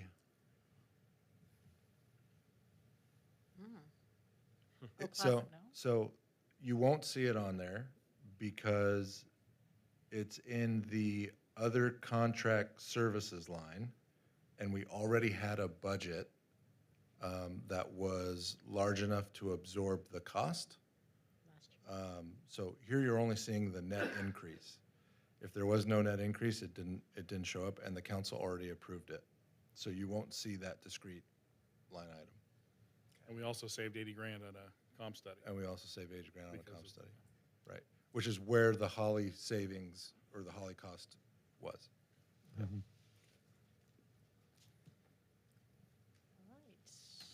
And just a reminder, I think we're paying $7,500, Yeah, for a one-year contract. 75. Would it behoove, also, I didn't ask this in the last presentation just because I thought we might go through them and then have public comment, but I'm kind of thinking maybe the public comment might want to come in the middle. So if anyone has public comment on HR or city manager's office for the presentations we just had, please come forward. All right, any more discussion? Let's move on to the next. I believe we have, is it clerk? City clerk's office.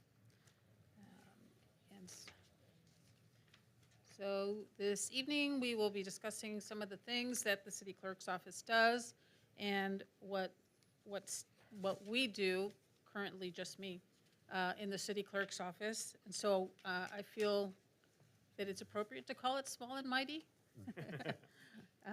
So the city clerk's office is responsible for preparing agenda packets. So for example, tonight's agenda packets, yesterday's, and the regular city council meeting agenda packets, and also the minutes that are associated with those meetings. The city clerk is the official record keeper for all public records, contracts, resolutions, ordinances, and also responding to public records requests. The city clerk's office also does advertising. You'll see it in the Mountain Views News, which is the adjudicated newspaper for the city of Sierra Madre. And the city clerk's office is responsible for posting public hearing notices or any other legally required notices in the newspaper. The recodifying, what that is when the city council adopts laws and ordinances, entering it into the city's municipal code. That's the recodification of the ordinances. And then administering oaths. So when a new employee is hired, they take their public oath, and then when an elected official is elected and comes to serve on the city council, the city clerk will administer the oath of office, of public office, to the elected city official. The city has 6 elected officials, the 5 city council members, and the 1 city treasurer. The city clerk's office is also responsible for making sure that the city is in compliance with the state's conflict of interest code and also with campaign reporting laws. Often those conflict of interest codes filings are called Form 700s, and most people know them who have to file them, know them as Form 700s. That's filed with the State of California Fair Political Practices Commission, and the city clerk is the filing officer for the city of Sierra Madre and the State Fair Political Practices Commission. In addition to that, the city clerk is the elections official for managing general and special elections. Typically, and I say typically because we are not typical, but typically the city of Sierra Madre holds a regular election every 2 years to elect city council members and a city treasurer on a rotating basis. This is a regular election year, and so we will have an election in November. However, it has been our practice to hold special elections, and so this year we will also have a special election, and one election will be in 2026 fiscal year, and the other election will be in the 2027 fiscal year, but the 2 elections will be in the same calendar year, which means that the city clerk's office is going to be in election mode for the whole year because coordinating an election with Los Angeles County takes about 4 to 6 months to process. What you see here is the org chart. It has recently been restructured so that it is more formal. It wasn't formalized previously in this manner, and so the city clerk's office, as part of the city manager's office, reports to the assistant city manager. Now in 2020, the voters passed ballot measure AC. Ballot measure AC changed the elected city clerk to appointed city clerk. And in doing so, the city clerk's office, that is a ballot measure that was passed overwhelmingly by the voters to select a city clerk, or to appoint a staff-appointed city clerk that had the technical skills to perform the duties of the city clerk. Now, when that change happened, part of the transition of the city clerk's office was to work to modernize and to enhance transparency, to implement efficiencies through the introduction of policy, through various software applications, and the ease for public access. These have all been done with the assistance of IT and could not have happened without the assistance of IT. Clearly, some of these enhancements include the first student commissioner program. This is a student commissioner program that incorporates some of the elements of previous youth commissioner programs that we had, but it is enhanced. It is easier for commissions to treat this as a way of helping students explore whether or not this is the type of work that they want to go into. And so this is an enhancement from a former program that was adopted in last summer, so fiscal year 26. The city clerk's office also worked with the city attorney's office to update the record retention policy. The last record retention policy was adopted by the city council in 2007. And so the city clerk's office worked with the city attorney's office to update that and make changes to it, formalize it in ways that make more sense. The city clerk's office also worked with the assistant city manager to update the donations policy so that the city could manage how donations are categorized and classified and managed so that there's consistency in the experience for donors, and so that there is a clear policy on how donations can be applied. And then again, we spoke briefly, or I spoke briefly about the special election upcoming, which is on June 2nd. One of the things that I think gets overlooked sometimes is public records requests. Those have been increasing year over year. During the last fiscal year, the city clerk's office completed over 300 public records requests. I found it really interesting when the city manager first arrived at Sierra Madre. His first question to me was, how many public records requests do you get? And I said, about 1 or 2. And he said, a week? And I said, no, a day. And that's where we are, is we receive about 2-3 public records requests a day. Today, we received our 160th request for the year, which puts us at this pace over what we did last year in the city clerk's office. And so one of the things that we did about four years ago when we transitioned from elected city clerk to appointed city clerk was to install public records request software, which is the Just FOIA software. It's a portal that is available on the city clerk's website, or the city clerk's page of the city's website. And the members of the public may enter and submit their requests through the portal, and then that provides a link where the documents can be uploaded, and the members of the public can access those records without it having an impact to the city servers, as it previously was done. Previous to Just FOIA's records management software, it was all a manual process, and so a lot of the times the records would get stuck in the server because they were too large, and we had to break them up. On occasion, and the city is currently processing a similar one, but on occasion we will receive a request that generates over 1,000 pages in records, and those are the ones that were really creating a burden on our software.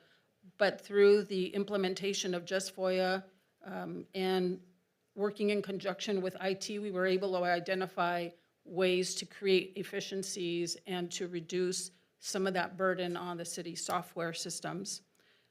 And so that was one of the very first transition softwares that the city clerk's office adopted from moving from the elected to the appointment. The city has also most recently successfully implemented a new agenda management software that is rolled out to all the commissions as well. And that was done with strict assistance from the IT department. Their assistance has been instrumental and could not have happened without their help. And so we're very thankful that they were there as a resource for us in the city clerk's office. And I say us when it's just me. And then we've also moved towards the implementation of DocuSign, which streamlines and creates an efficiency in the contract management process. Whereas before we were doing wet signatures and we were waiting for city council meetings, and that was delaying the execution of contracts and agreements, we've now moved towards doing digital signatures and electronic signatures, and that's really created some efficiencies, especially for projects that would otherwise be delayed without the execution of the agreements. And so that's been a really useful and efficient tool for continuing to streamline processes. And then also, the city clerk's office has updated all the city council and commission agenda and staff reports, the templates for consistency, so that all city council and city commissions and boards are using the same template for agenda reports and for minutes. This was a desire that the city council expressed about 3 or 4 years ago, and has now been successfully completed. In moving forward to the next proposed city clerk operating budget, you'll see that there is an increase, whereas typically the city clerk's office remains pretty level and not too many changes. You'll see a dramatic increase in this. And what this change reflects is the city clerk's office next big project, which is a records management program and software. And so the idea behind this is to really just create an inventory and a centralized location for records so that it's easier to locate records and to manage records, to keep track of records. And so this is another ambitious project. As soon as IT is finishing one, they're starting another one. And so this is a really ambitious project that we are looking forward to rolling out within the next few months. And again, you'll see an 84% of the city clerk's budget has increased. And of course, much of this is the records management software, but also election costs. As I mentioned, this is a regular election year for the city of Sierra Madre. And so a lot of the costs can fluctuate depending on the number of participants in the election. So this year, because it is a statewide election, there are more shared costs. And the more participants in an election, the lower the cost for the city. So we anticipate that it will remain at less than $100,000, which is nice. So going forward, some of the projects that we are looking forward to are implementing electronic FPPC, Fair Political Practice filings.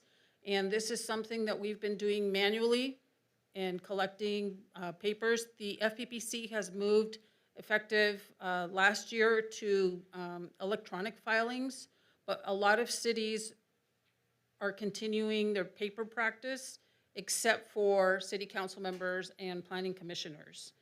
The other employees or members of the legislative bodies or any of the advisory bodies are still doing paper filings that are filed with the city clerk's office. And so this will provide an efficiency for those filings, and it'll also maintain the records so that they're accessible on a more consistent basis in one central location. So the employees can't use the same 700 system that council can? No, and the reason for that is because there are two categories for filers. A Category 2 filer files with the state of California, and a Category 1 filer, which is all the employees, file with the city clerk's office, the local official, which is the city clerk's office.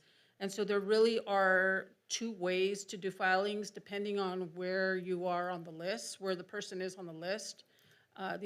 The state filers, which is what the city council is and the planning commission, the state filers get filed at the state's office at the FPPC in Sacramento, whereas all other filers get filed at the local level in the city clerk's office.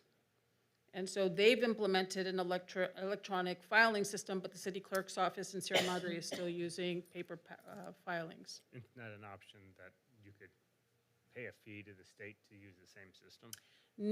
No, because they won't accept our filings. Those are local filings, and so what we've done is we've identified a local company that is, that will do that service for us, and then the filings will land on our city's website. So any member of the public would be able to access them the same they would with the FPPC. So that's the $2,500 Yes, fee? that's exactly right. And it would be beyond our capabilities to do that in-house? How many employees do we have that have to do 700 forms? We have about 37 filers. That's including the commissioners, or the commissioners can do it online? The they can do it. commissions and city staff. And also city The commissioners, you attorneys, said, can do the electronic the same way we do? planning commission. Oh, only planning commission? Yes. Okay. But for example, our contract workers like Wildan also are required to file, and the city attorney's office is also required to file. Okay. And those are local filers that file in the city clerk's office in Sierra Madre. The records management software we talked about briefly that we're expecting to roll out soon, and that will incorporate and centralize all city records so that they are easier to locate and create more efficient processes for identifying where the records are, and then they're all in one central location, which makes it easier to find. And then we also spoke about the general election. There are 3 city council seats on this upcoming election, and in 2 years, there will be 2 city council seats plus the city treasurer. So the records management system is anticipated to have a one-time cost of about $75,000. And the electric filing system for the Fair Political Practices forms is expected to be $2,500, and that'll improve transparency and ensure compliance. And the ongoing costs for records management are expected at $15,000 a year, and the electronic filing system is expected at $1,500 per year. The electronic filing systems will rest on the city's website, and it will be integrated so that members of the public would be able to access those records. Then the records management system will centralize the documents so that the hopes would be that that would reduce the number of public records requests that are being submitted to the city clerk's office, because the records will be in a more centralized location and more accessible to the public, further creating transparency and access.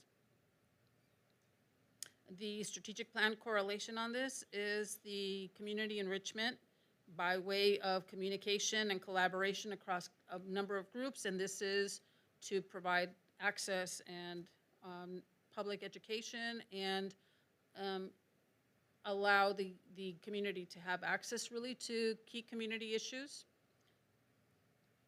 And that concludes my report. Any questions that we didn't ask already? So it was 4 years ago you implemented a public records system? Yes. Recognizing technology is changing and AI is changing like hourly, are there any opportunities to be able to use some, I mean, I can imagine that AI might be a really beneficial thing for a PRA because it may be able to find things much faster than any other tools. Have you thought about that, considered that? Is that on anyone's radar? Yes, in fact, the city manager Bruckner and I had a discussion about that. I did a demo for a software that was intuitive, and it allows which I thought was one of the coolest things I'd ever seen, but it allowed the requester, and I geek out on this all day long, but the requester can put a question in, and it's kind of like a little chat, kind of like a Sierra that says, oh, it looks like you're looking for the city budget. Here it is. And if they want it, they can get it there and not have to submit a records request, but if it's not quite what they were looking for, then they can put the request in. Also, what it would do is if there are repeat requests, for example, when the Penny House was on the market, the city clerk's office was receiving lots of requests and interest from potential buyers who wanted to know what permits were issued. So if we had one request and then a subsequent request, the AI software would direct them to look at what was available there, and if something that they wanted was not there, then they can put in a separate record request for that. And so that is something that we are also exploring as an option. That's great. I'm also glad to see the DocuSign for contract workflow. We've got other things where we've got signatures that are required, like for the 4th of July. They're due on Monday, I believe. And it's a city-related event. Could DocuSign be used for something like that for, those? It's a small side of things, but if we're already implementing DocuSign, can we expand it so if you have to sign a form for an event, include it that way instead of having to, walk around and have all the people that are going to be in your parade thing? And I imagine there are other events where it may be of value. The short answer is yes. There are some logistics that would need to be considered. I'm not sure if the plan that we currently have would be enough to absorb that many more. My understanding from staff is that there are 100 waivers that are reviewed and Mayor may know better than on this, but there are about 100 waivers that are reviewed and insurance documents that are reviewed in relation to the parade, for example. And so to put in 100 DocuSign requests, I don't know that logistically, we'd have to really explore that to see how we would handle that logistically. I could see some efficiencies that would come from that, but I think you've HR got 5. I think assistant manager has some answers for us. If I may You've got 5 people, 5 cars that are in it, at least, 4 years, Yeah. right? So I don't know if there's efficiencies that way. I mean, Yeah. it's I mean, I think it's- it's worth looking at, yeah. but Let's hear his logistically, I don't response. know. I think he has your answer. If I may, DocuSign is a tool that can be used for that. However, the risk department, in conjunction with the community services department, utilizes WaiverSign, which is what you're referring to, that we can distribute through a QR code or through a link where people can click on the link and then register that way through WaiverSign. So we do utilize that tool for those purposes.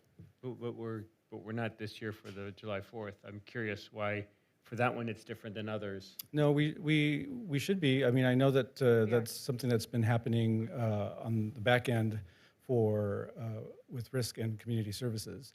WaiverSign it was utilized last year, and it will be again this year. It's not the email that I received then. Then So I can take it offline. yeah. Yeah. Let's address that at another time, preferably, please. We still have 1, 2, 3, 4 things to go through. One.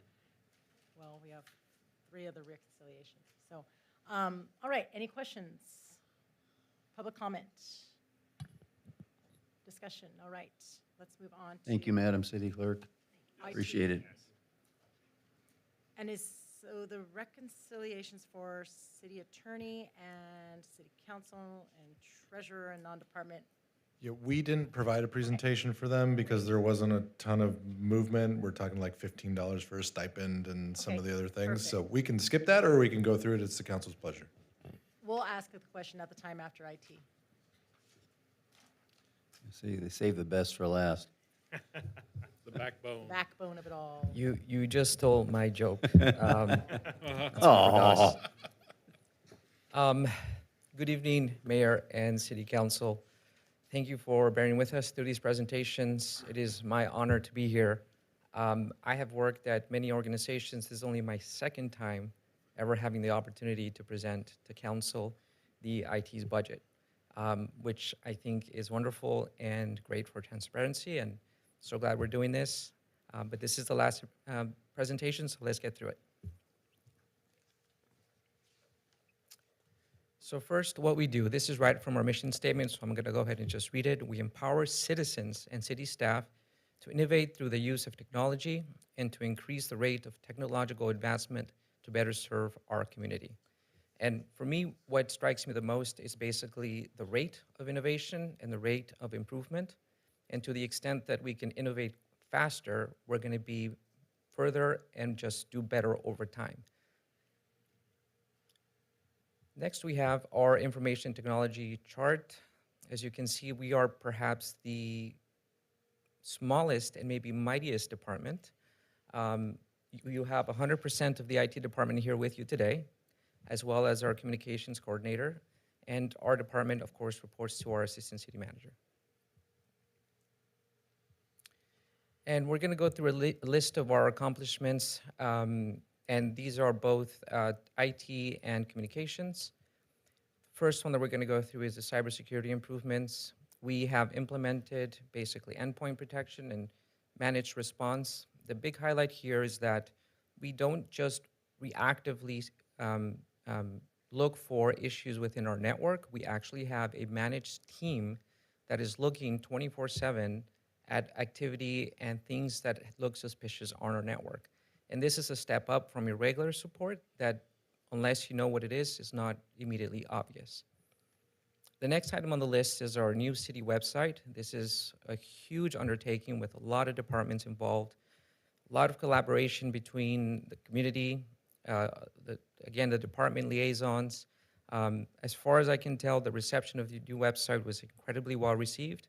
It was not just a redesign, but just a whole redoing of the website. Our city manager was very much involved with how that structure was laid out for ease of use, ADA, everything else that goes to creating this website. And we also implemented at the same time, of course, our chatbot Sierra, which is becoming a loved personality in our community, and we've gotten a lot of really good positive feedback from that. On the communications side, we also put in a lot of effort into the public information campaign for Measure GL. Of course, this is our push to educate the public about Measure GL. And we also put out a calendar. This is our social media engagement part of the communications. And this calendar that we put out was incredibly well received by the community. At the time, I believe it was Mayor Parkhurst helped us pick a lot of those selections and went through this whole process, and it was incredibly well received again. Another of our accomplishments is the City Council Chambers, which we are broadcasting and sitting in now. Obviously, this was another major modernization project. A lot of work went into it, and we are here with nice screens, 4K cameras, broadcasting in full HD to YouTube, and it has been a tremendous upgrade that we brought to this room. Another one of our accomplishment is Microsoft 365 deployment.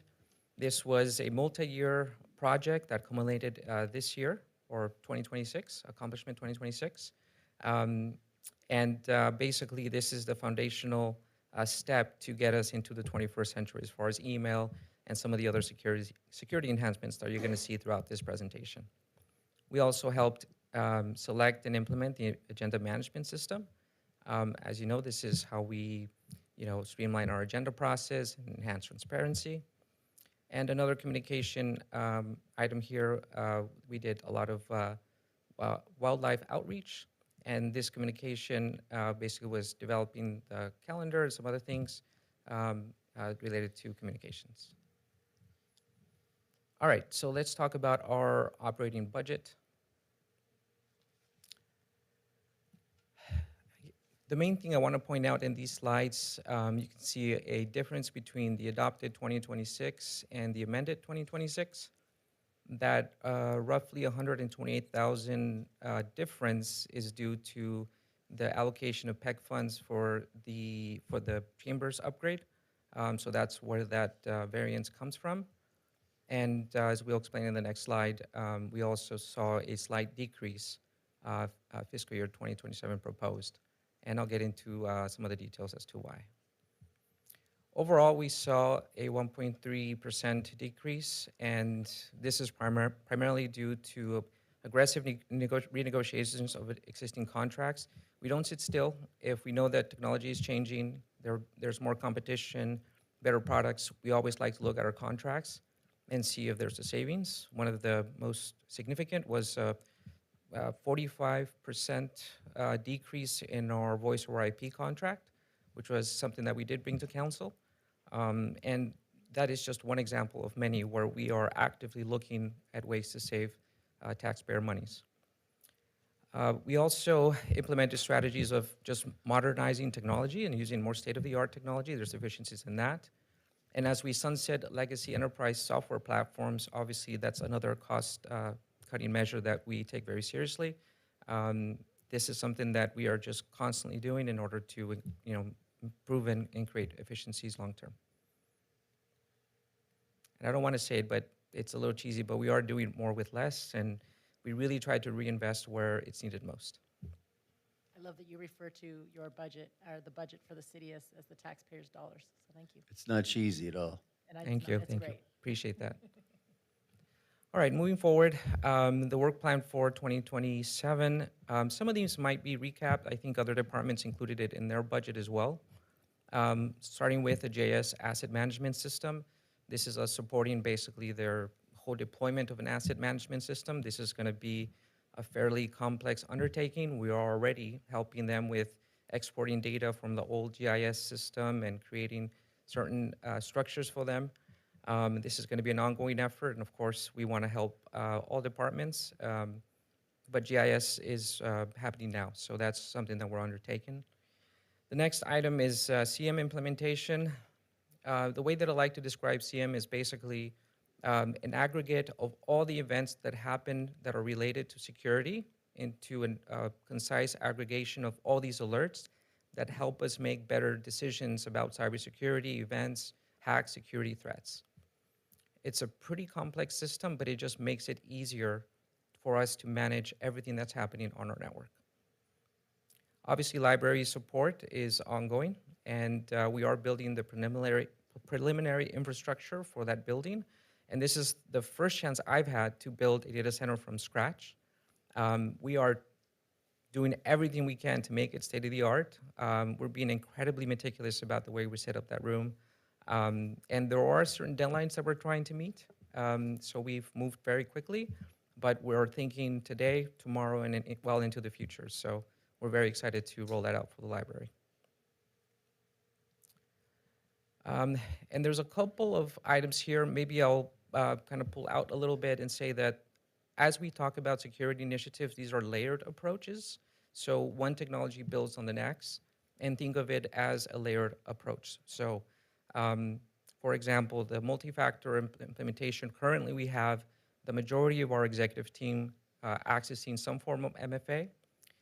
What we'd like to do is kind of roll that out in phases and expand it to the sections of our network and our user base that does access the more secure systems. We're talking perhaps the police department with access to DOJ, FBI networks, the county networks, as well as, let's say, our SCADA system that has, requirements for high security because it is a water utility and there is a public health piece to it.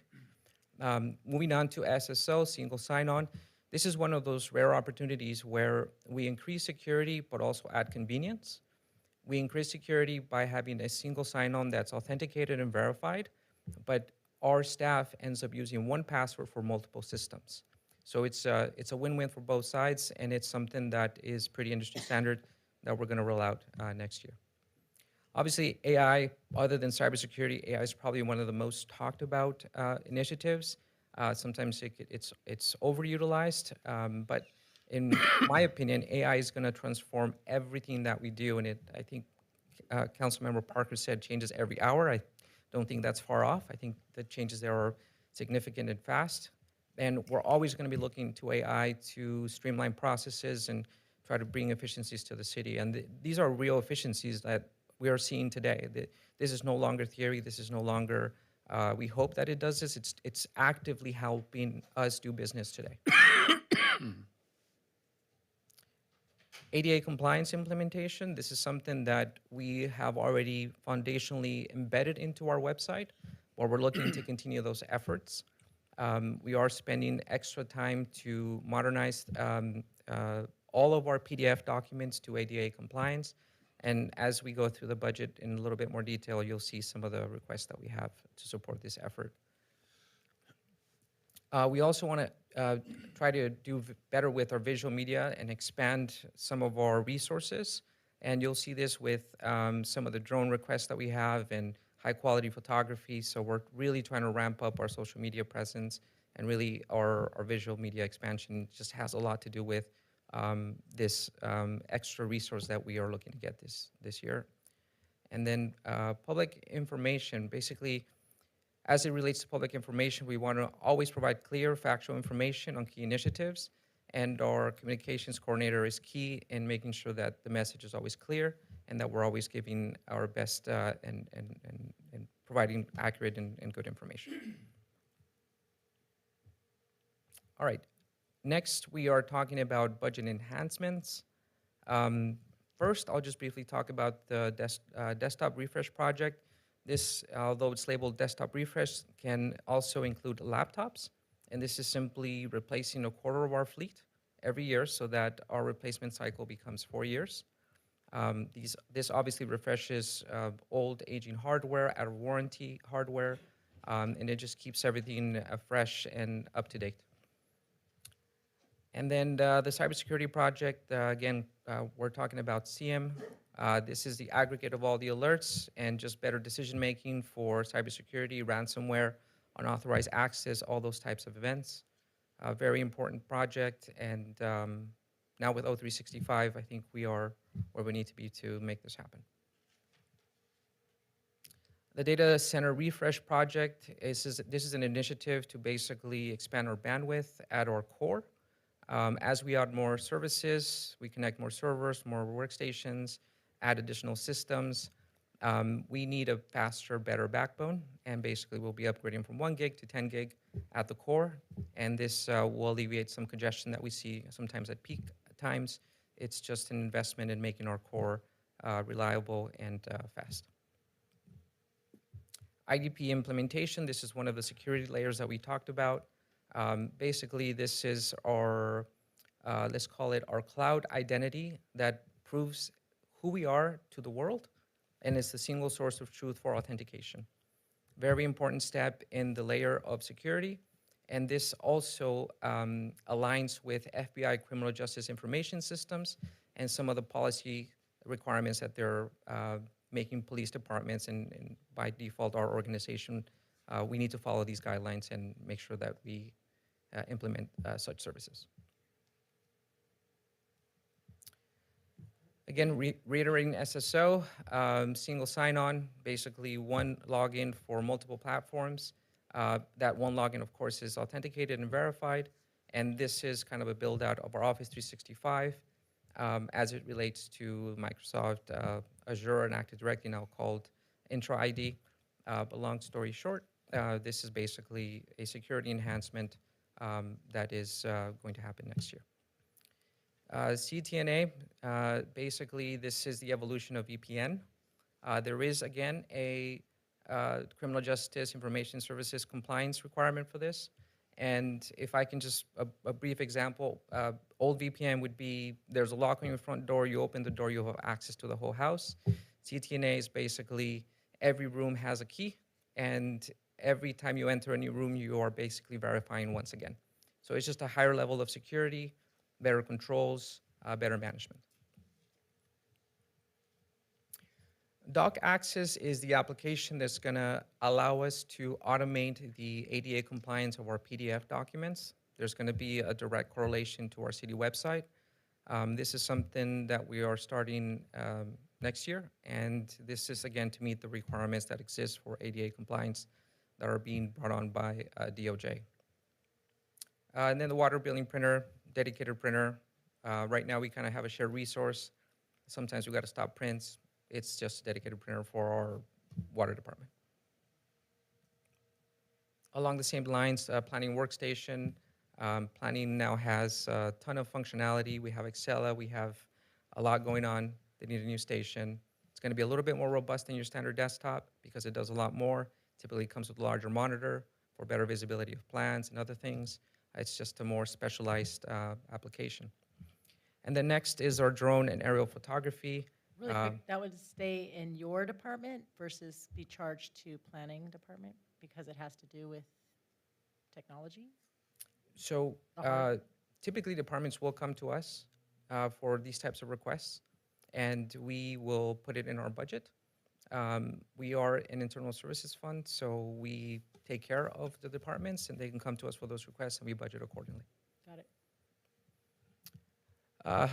The drone aerial photography, this is a really neat project. Our communications coordinator is very excited about this initiative. It just gives us a professional look, gets us all the nice aerial views.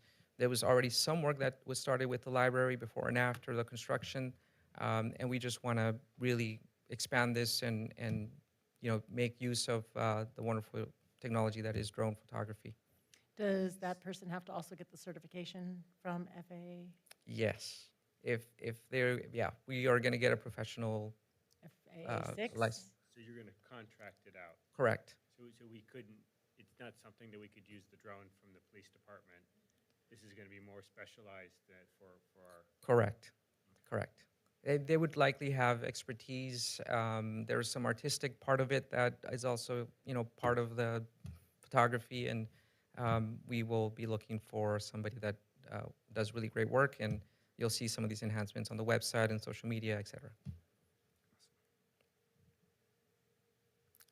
This is our chart of the budget enhancement summary. The one item I would like to point out that is an ongoing cost is the doc access for the ADA transformation of our PDFs. That is just an annual fee, $5,000 a year, and we'll continue to utilize it year after year.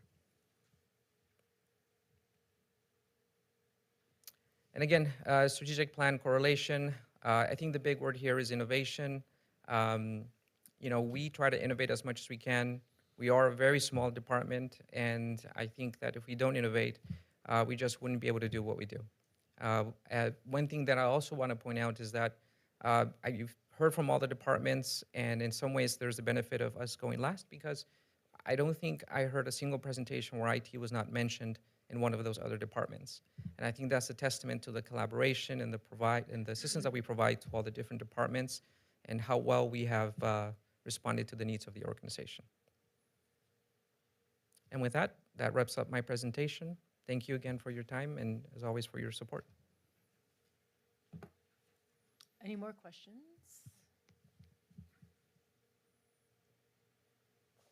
My head's spinning. I'm trying to figure out how you guys do this in a 40-hour, it's probably not a 40-hour work week. I mean, just that list of enhancements alone it's on top of what you've been doing, right?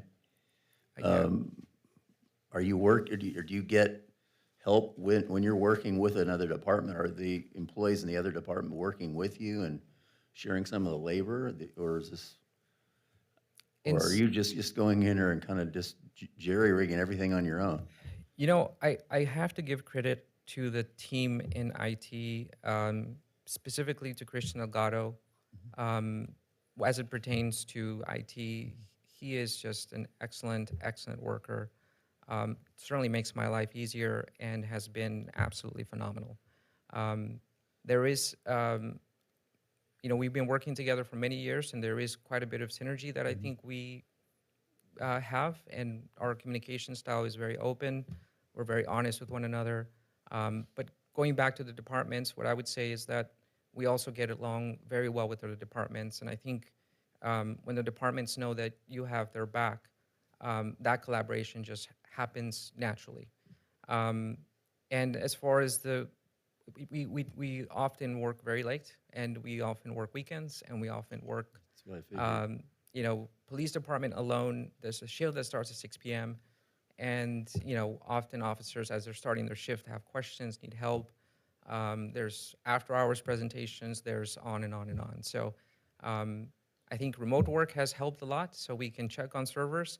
The latest example was going to be the telemetry information that we got for our point-to-point for the library. We tested all weekend over the holiday, and we just checked in on it. How's it doing? Is it connected? Is it dropping packets? How's the connection? And those kind of things we wouldn't be able to do if we had to drive in every day to monitor. But we do what we can, and again, I think it's testament to the team, and I appreciate that comment because there is a lot to it. Thank you, sir. I'd like to echo that. It was one of the questions I had. I'll take a slightly different spin and flavor on it. So, and I, you guys do a phenomenal job. You are a very mighty team. How are you managing burnout? I mean, the internet is a 24/7, 365 endeavor. And like you said, you're checking on the servers over a weekend, over a Labor Day weekend. Hopefully you're doing it with a beer in your hand and, by the poolside. But in all seriousness, like, there's a lot going on here and you're called upon a lot. How are you managing that? And how do you make sure that you've got that, that you don't burn out, quite honestly? I appreciate the question, Councilmember Parkhurst. There's a couple of things. First, I want to say I think the city manager knows, right? And we've talked about an additional position and additional help, and he's been receptive. We have some challenges with budget. I think it's inevitable that at some point we get a help desk guy to alleviate Christian and I, or something along those lines. How we manage today, the best way that I can describe it, and this happens all the time, is that Christian will get in front of the fire, and then we'll take turns and I'll get in front of the fire, and we go back and forth, right? If he's out, I try to let him really disconnect and take the heat. If I'm out, he makes sure to take care of business. And again, it's built on trust, it's built on the team, and we have a great team. And by the way, I also want to mention Sophia, who every day asks me, is there anything I can do for you? Is there anything I can help you with? Can I take that off your plate? And just incredibly diligent about anything that I put on her plate. I say, hey, can you get this done? Almost every time is same day she gets it done. So we do have an excellent team. I don't drink, but for me it would be... Let's hope we don't drive you to it. Yeah, right? It would be a Coke or something. Well, and actually that was going to be another one of the things I was going to ask about. I mean, you're presenting this as IT, but I think you've referred to yourself as Taco. Yeah. I'm just curious, like, how you've talked about it here, and I think that we undersell it a bit of just saying it's IT, because what you're doing is broader than IT, and I think that I always appreciate the department name of Taco, and if that can be made official, I think it's worthwhile, because it does represent what you're doing and has a little bit of whimsy to it.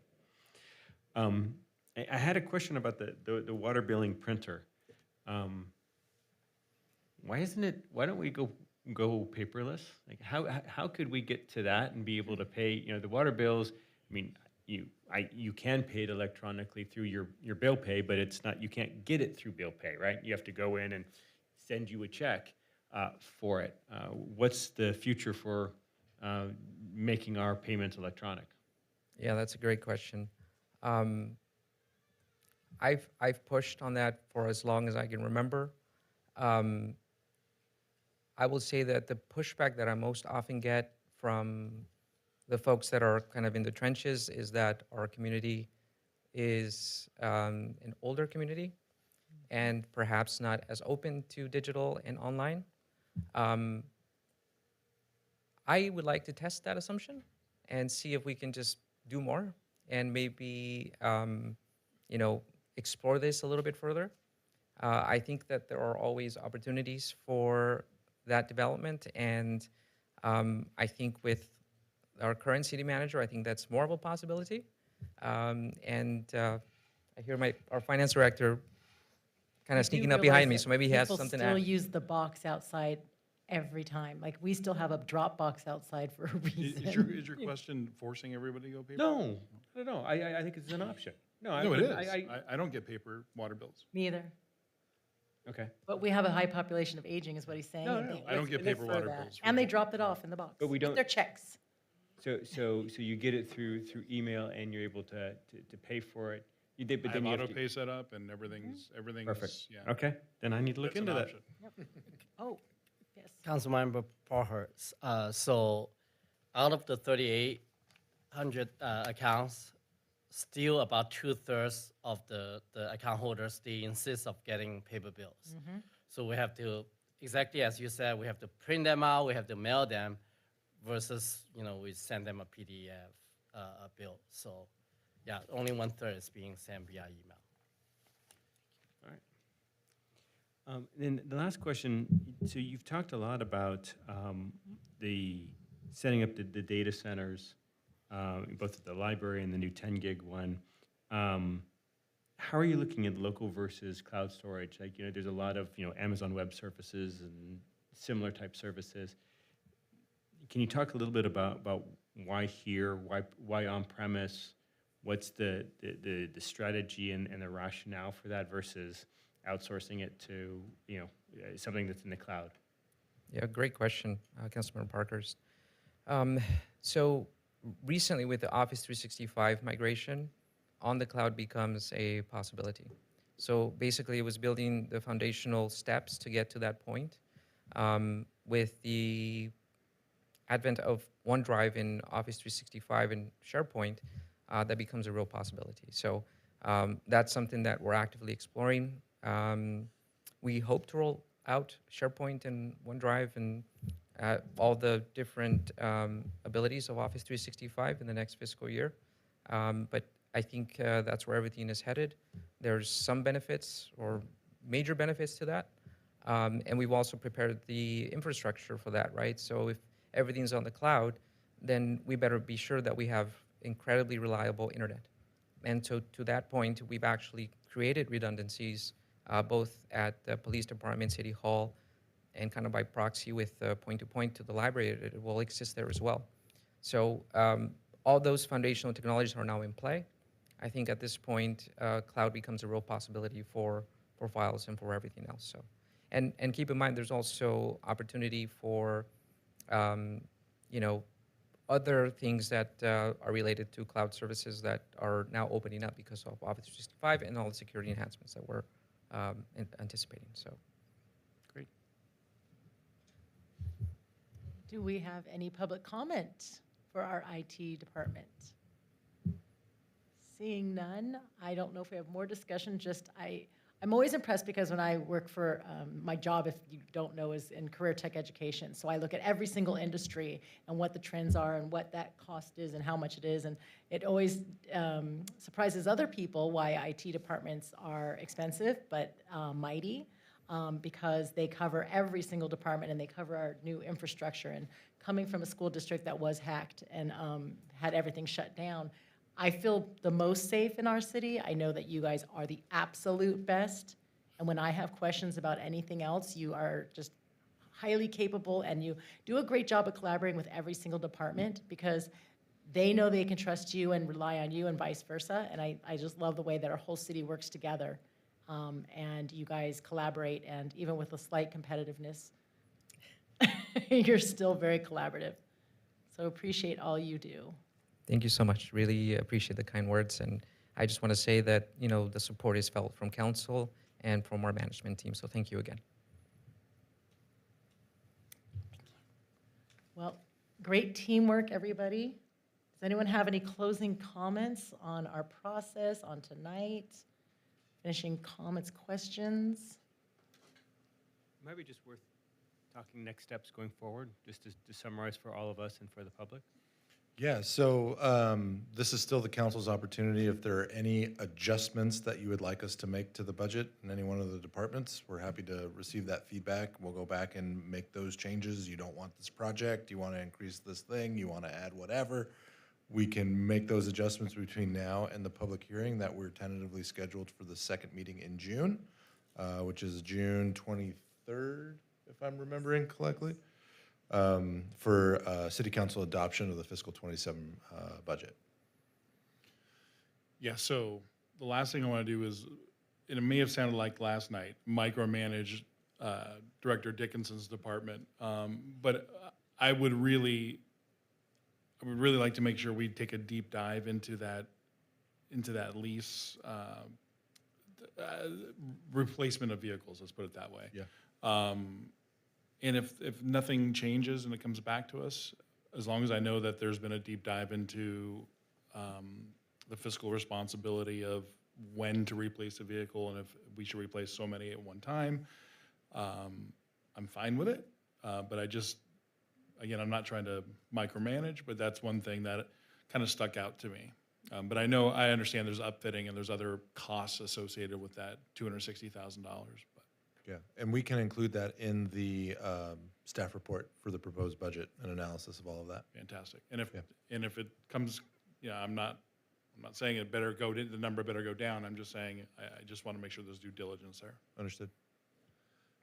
I would like to get a kind of a option of self-insurance too. That's a good idea. Just see what's available, what kind of costs we might be able to save. Yeah, that's going to take some time for us to pull that together. We won't have it by Okay. June, but during the next fiscal year, we will evaluate All right. what our options are. Well, thank you so much. Did we have, I don't think Kelly Krebs, our Councilmember Krebs, had sent any other advice either, so. I'm sure she's been watching these I'm meetings with sure. bated breath. Yeah, in a comment, I just want to say I really appreciate the transparency of this exercise. It hasn't been done since I've been on council. I don't know. Nope. No. So it was great to hear from every department and look line item what the enhancements are, what the changes are, to see where the reductions and the increases are, and be able to speak to that. And it really, because it's been the pattern and practice. Last meeting in June, here's a budget. We get it on Thursday and we vote on Tuesday, and there's not a lot of time to really speak to the budget. And I think this is really giving us an opportunity to do what we're called to do on the council as far as the budget's concerned. And the public. For the benefit of the public. This is going to be taped, right? So this Yeah. is, we can Broadcast refer to, live. yeah, we can refer to this, and it's an education, really. And I know people are watching. I've already received multiple texts and multiple emails over the last 2 days, which I've shown a lot of you guys, and some of you have received them as well. So I appreciate the engagement. I look forward to also having, added teleconferencing ability for people to chime in their live public comment in the future. But I really appreciate this process. It is monumental. I've seen other cities do it, but not to such a transparent forum. They have more special meetings, but it's not as well attended, it's not aired as well, so I really, really loved this. And I personally don't understand the budget as well as the other things we do here on council, and definitely not to the level of our E-teams and executives. And so I think this was really educational for me as my, I'm the newest council member here, so thank you, everybody. Well, and I'll just echo what others have said. Another huge kudos to staff. I know that there's a lot of late nights and a lot of effort put into it, and we may have pointed out some errors in it, but it's not intended to be a criticism of it. I think we all understand and really appreciate the depth that went into in this presentations and all of the time that went into it. So please don't take any of our point outs of anything of that to be anything other than just constructive. And this is the first time all of us have been doing it, and we really appreciate everything that everyone's done. Thank you. You're here. And with that, let's adjourn until our next meeting. Good night, everybody. And thank you all for staying so late. Thank you, our public comment, for staying late and double listening to meetings.